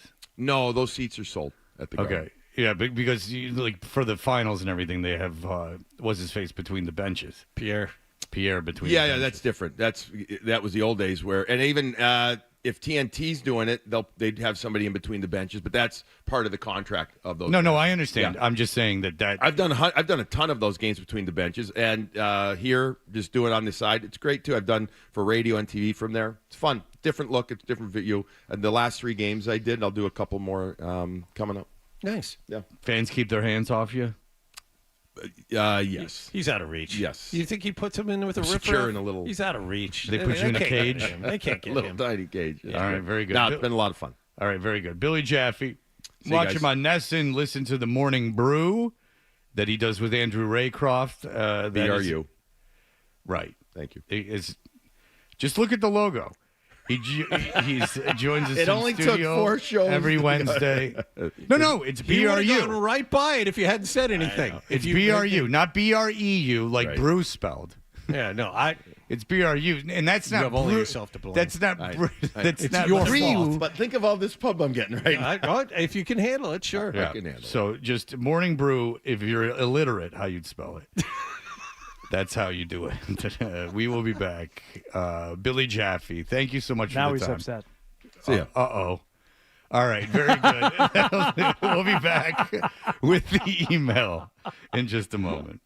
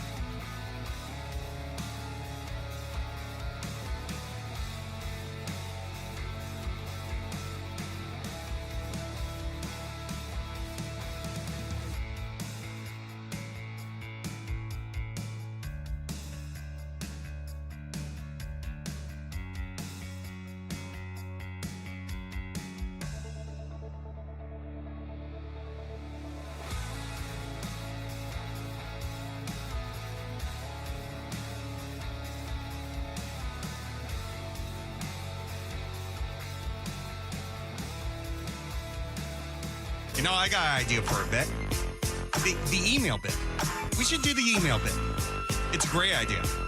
Let's do the email bit. Do you guys have printers at your house? Yeah, thanks to Shaquille O'Neal, we switched over to the refillable ink ones. We have one of those too. Yeah, as opposed to the ones where you had to buy the cartridges, and it works much better. Although, if you don't use it for a long time, and then it starts acting wonky, you have to do, as I found out, a complete purge of the ink, and it uses a ton of ink to do it. But it fixed it, and I was ready to junk it like you do with every other printer that you've ever owned. Yeah, I bought a printer and it didn't work when I moved, and so now I have to go to my ex-wife's house to print anything out. So I thought I was not going to be able to get into my email, but now I'm in it, so I'm good to go. I'm ready to rock here, fellas, just like you. You can email jon@985thesportshub.com. Hardy at 985thesportshub.com, Toucher at 985thesportshub.com. Do follow us on Twitter and Instagram at Toucher and Hardy. You can follow me on Instagram at Fred Toucher, Hardy at Hardy985 in Twitter and Instagram. And now it's not working again, so you're going to have to carry me through this. This one from Justin. When you were playing the Halloween game, I expected Hardy to play a soundbite of every death involving some sort of construction or hardware equipment so we could talk about the tools in detail. I, too, am surprised you didn't delve off into a tangent. Well, we did on the first one when you guys said chainsaw. Adam 12 said buzzsaw. It was, in fact, a line trimmer with a circular blade attachment, which is great for cutting down brush. But you'd be surprised, Fred, like a gas-powered steel line trimmer with just a normal line, that comes standard with it, can take down, heavy brush. Is it going to take down a sapling? No. Fred, no. No, that's when you go trunking. That's when you go circular blade attachment, and then you can take down small trees. It's a circular saw blade, right? Or you go stumping. So the great King of the Hill saw. episode with Tom Petty when he plays the character who marries Luann, where they go stumping. I didn't. Oh no, I haven't seen that one. He's a regular character. You know, Tom Petty was on like 3 seasons of King of the Hill on every episode. I couldn't get into it. I tried. Oh, I love King of the Hill, but they do an episode where he's going stumping, and they tie a chain around stumps, and then tie it to the pickup truck, and then you try to pull the stump out of the ground. How was he as a voiceover actor? He's fantastic, absolutely fantastic, much better than he is as a musician. How you don't like Tom Petty? I don't dislike Tom Petty. I just never got into Tom Petty. All right. Damn the torpedoes. I'll tell you. Up. The videos were too polished and good in the beginning is what the problem was. You don't like the one for Don't Come Around Here No More with the Alice in Wonderland theme? Well, that's when they got actually polished. But also, for a long time, it took me a while to just realize he wasn't signed just for his looks. Yeah. Which is he wasn't just another pretty face. So, okay, this is completely unnecessary. I'm glad he did it. Turn up, 12. It's my jam right here. Oh, sitar action. Yeah. All right, very good. The whole cake scene at the end kind of puts it together. Yeah, here's one from RC. I can't open my email again, so I am on my own. Regarding Nick Gimelli doing the Monster Mash headlines tomorrow. Nick is going to F this thing up so bad because he's a complete F up. It's too bad. It was something one would look forward to, knowing it only happened once a year, unlike celebrating Christmas for months before it actually happens. I will only take solace in knowing he'll be trembling while put on the spot because he's the worst. This should inspire you, Nick. This should inspire you to succeed and prevail. There's someone who doesn't like Nick enough to email the show about their distaste for Nick. Goodness. What has Nick possibly done to you that would warrant you emailing us? I don't know. I think he's more upset that Hardy isn't doing them. That's what it sounds like to me. Well, no, he's upset about that, but I don't understand why he's taking shots at Nick. I really am kind of mystified. Nick's not on the air barely at all, and I don't really understand why you would take, of all things that you would take shots at Nick. That seems like almost like a bizarrely psychopathic. Yes. That's the wrong term, too, because it wouldn't be a psychopath. Psychopath is someone without emotion. Go ahead. There's a book, by the way, by a woman that became a bestseller called Psychopath, and you get it thinking that it would be good, but it's horrible. She's trying to destigmatize being a psychopath. And she has a lot of pithy banter that she remembers word for word from when she was 8. No, so shut up. Like you don't remember. First of all, kids don't talk like that. And second of all, you don't remember. No. You don't remember. No. I mean, I don't remember the names of most of my elementary school, middle school, and high school teachers. You're telling me you remember like multiple conversations you had? No. From 5 years ago, like you remember how they went. It's like, and I'm not talking about like a memoir where you take, you recreate conversations or something like that. I'm talking about like snappy, like the West Wing dialogue. You don't have to convince me anymore. I'm not going to read it. Thanks. Thank you. I was running out of steam. Now that you're broadcasting in front of tens of people on YouTube, you need to dress up in Halloween costumes like all the other daytime TV shows. I suggest you dress up as members of Def Leppard. John can be the drummer, but instead of one arm, he has just one ear. Mitch in New Bedford. Now, Mitch, John has 2 ears. Only one of them works, but he has 2 physical ears. So that's not fair. Yeah, I mean, I could go as Nick, but I don't know if they'd allow that on the internet. The YouTube might shut down. Yeah, the channel. music might shut it down. Yeah, that's it. What was I just going to say? I was just, what did he say? He said he was going to go as something. Oh, do you guys know who Nardwuar, the human serviette, is? Of course. Okay, do you know? Okay, he's a real super dork. This will still make sense even if you don't know him. Okay. He's been he does these real interviews where he does this like phenomenal amount of research and springs things on people like famous musicians about stuff from their past that no one's ever brought up to them, and they get kind of freaked out. And it's fun. And you can also kind of gauge how good a person is in real life by how they react to Nardwuar. Okay. For instance, like Snoop Dogg loves Nardwuar. Sonic Youth were terrible to Nardwuar. The drummer from Blur was terrible to Nardwuar. But like Ice Cube's great to Nardwuar. Like, so like there's things. But Nardwuar is a huge dork. He dresses with this like plaid like newsboy cap and like really like loud outrageous clothes. He's like a little dork with big glasses. Now, he has been putting on Instagram. He's got this whole new like bunch of young like my kids know who he is, but he's older than me. So he's got this Instagram page, and a lot of people go as Nardwuar for Halloween. So Nardwuar will put people up, they'll tag him, and he'll put them in their story. So what do you have? You have really hot girl is Nardwuar, really hot girl is not hot Nardwuar, hot girl is hot Nardwuar. Now how are they dressed like it? They cut the pants down. It's like a midriff shirt. Tee-hee-hee, look at me, I have glasses on. You can go. Then there's girls dressed as Nardwuar. Yeah. And is really pulling it off. Then there's hot girl dressed as Nardwuar. Guy dressed as Nardwuar. Hot girl dressed as Nardwuar. Then girl that looks an awful lot like Nardwuar. Which furthers the theory that any Halloween costume can be made by taking any outfit and just putting the word hot in front But of I it. feel so bad for the girls that are actually trying to look like Nardwuar and kind of do, because Nardwuar is also putting up all these like really good looking girls, like ironically dressed as Nardwuar.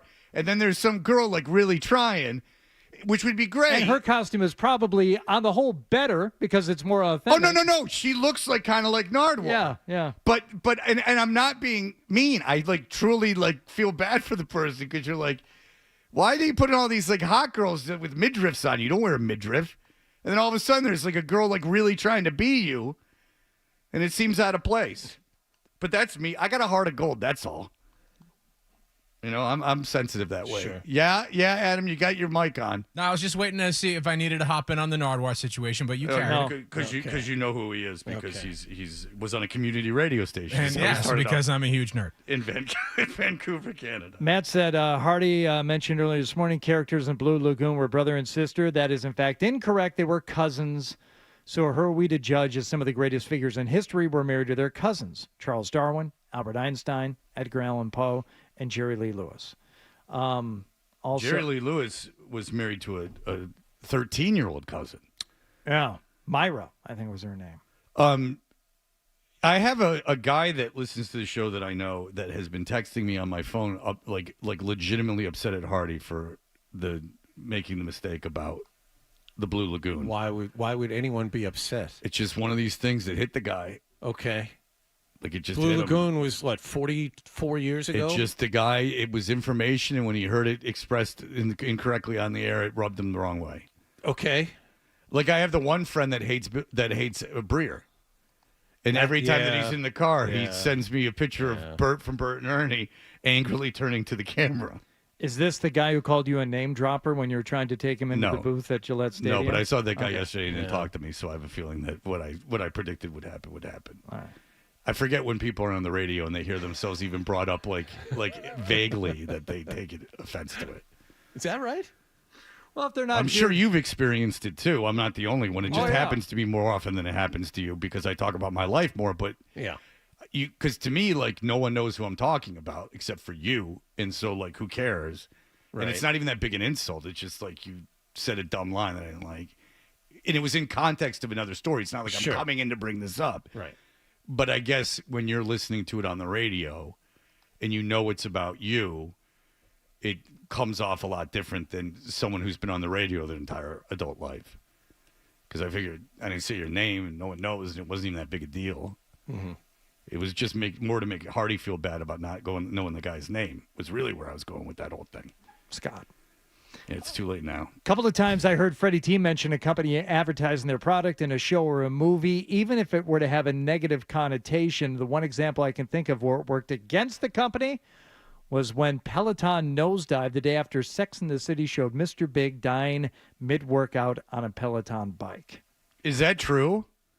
Did that happen? Because Peloton had the issue with people dying from their treadmills. You couldn't buy the treadmills for a while because people were dying from that. I think what would hurt Peloton was that they kind of overextended themselves during COVID. They were like, this is going to last forever. And any fool could have seen that this is something because this is an unprecedented time. Make your money now. Yes. Yeah. Like let's not start overproducing this thing. Let's keep it. Let's keep it in check a little bit. And thank you to Dave for sending this in. He's absolutely right. December of 2021, shares of Peloton fell 11.3%, tumbling to a 19-month low after a key character in Sex and the City was shown dying of a heart attack after a 45-minute workout on one of the company's exercise bikes. This Is Us with the crock pot is the same thing. Is that I think it negatively affected sales of crock pots because remember the guy the guy dies because the crock pot catches on fire. I think the same thing kind of happened there. But if I own a company and the stock is affected that much by something that happened on Sex and the City, General Mills isn't affected for 11 points. Like Apple doesn't drop 11%, like 11% based on something happening in a movie. Exxon, I don't know, from just a movie. I'd be a little, if I was a heavy investor in Peloton, that might get me thinking. The market seems very loosey-goosey for this product. All right, we have time for one more. John? You didn't read the second half of that email. The question for you. He's just barely trying. After hearing the My Girl reference in the horror movie bit, where does Anna Chomsky fall on your list of playing James? I'm guessing she's a bit too va-va-voom for Rob Poole. Well, she was on Veep as an adult. Yeah, I didn't see Veep, so I only know her as a child from the B movie and from Uncle Buck. So I have someone no who opinion. doesn't get it. She's an attractive woman, but not in the way that Hardy finds women attractive. Hardy likes women that aren't trying at all or have no really distinct feature. They're just like a very invisible, almost see-through attractive. Not offensive to the eyes. If you mean I can't see a woman's mind, then you're right, Fred.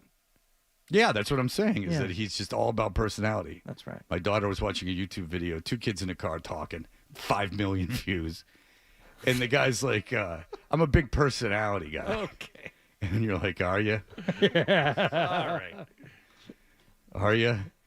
Is this supposed to be making me viscerally mad that these 2 kids are sitting in a car having a conversation? Make me mad. And there's 5 million people watching these 2 morons? 5 million. She's like, and they're staring at the phone because they can see it taping them. Like they can see the video that's being sent. Ugh.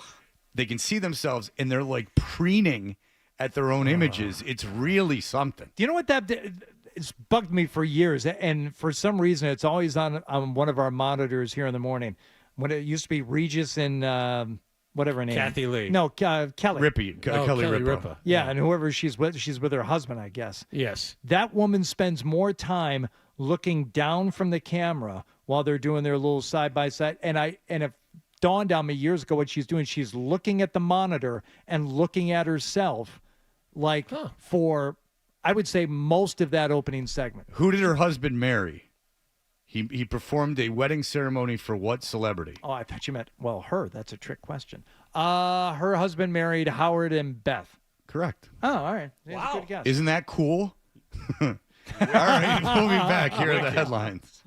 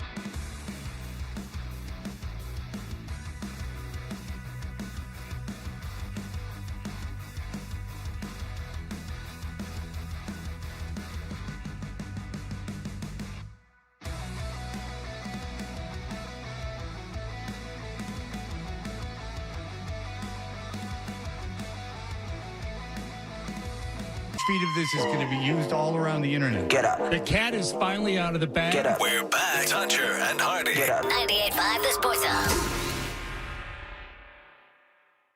We know what you're thinking.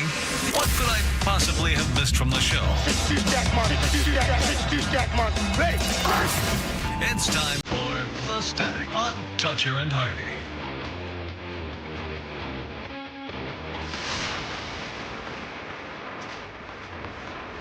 Hey, we're Toucher and Hardy. The Stack is brought to you by D'Angelo Grilled Sandwiches. Have lunch with a legend this week. D'Angelo's legendary number 9 sandwich, grilled sirloin or chicken smothered in onions, peppers, mushrooms. Went to Oasis. Somebody bought Oasis tickets. I think Jamelli bought. He bought Oasis tickets. Yes. All right. Well, it's a good thing he bought them for stateside because 50,000 Oasis tickets are going to be canceled for violating purchase terms. Ticketmaster is going to cancel 50,000 for UK and Ireland dates of the tour for violating the conditions. They were listed for sale on unofficial secondary websites such as Viagogo, as opposed to the official resale partner, Twickets, where tickets can only be resold at face value. Live Nation, which is part of Ticketmaster, said 4% of tickets sold ended up on resale sites. Billboard has said that promoters said the affected tickets were bought using prohibited techniques, including getting more than 4 per household per show and using multiple identities to buy the tickets. So Ghost is playing the Garden. They're going on tour next year. Right, in July. They're a rock band, Ghost. And they're a rock band currently, like the stuff they're doing currently is the most important stuff they're doing. They're not like a retro act like Oasis or something. They're still putting out albums, yeah. Yes. Well, thank you, Adam, for backing me on that. But is there another rock band whose current production is as important as their prior production that is an arena or stadium act, a rock band, and not a pop band or a rap group, a rock band, other than Ghost? Because you take out the Foo Fighters, you take out Metallica, you take out Oasis, you take out the Rolling Stones, obviously, you take out any of these heritage acts.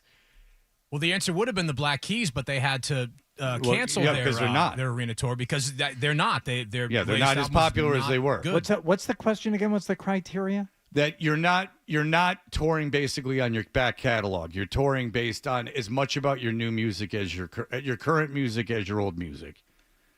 Nicholas says Slipknot, who played Madison Square Garden, but are they still? They're still putting albums out. Yeah. Okay. Yeah, but because those are guys in their 50s. I'm talking about a band like if you saw Guns N' Roses on the Appetite for Destruction tour, like you were watching them because of the Appetite for Destruction album.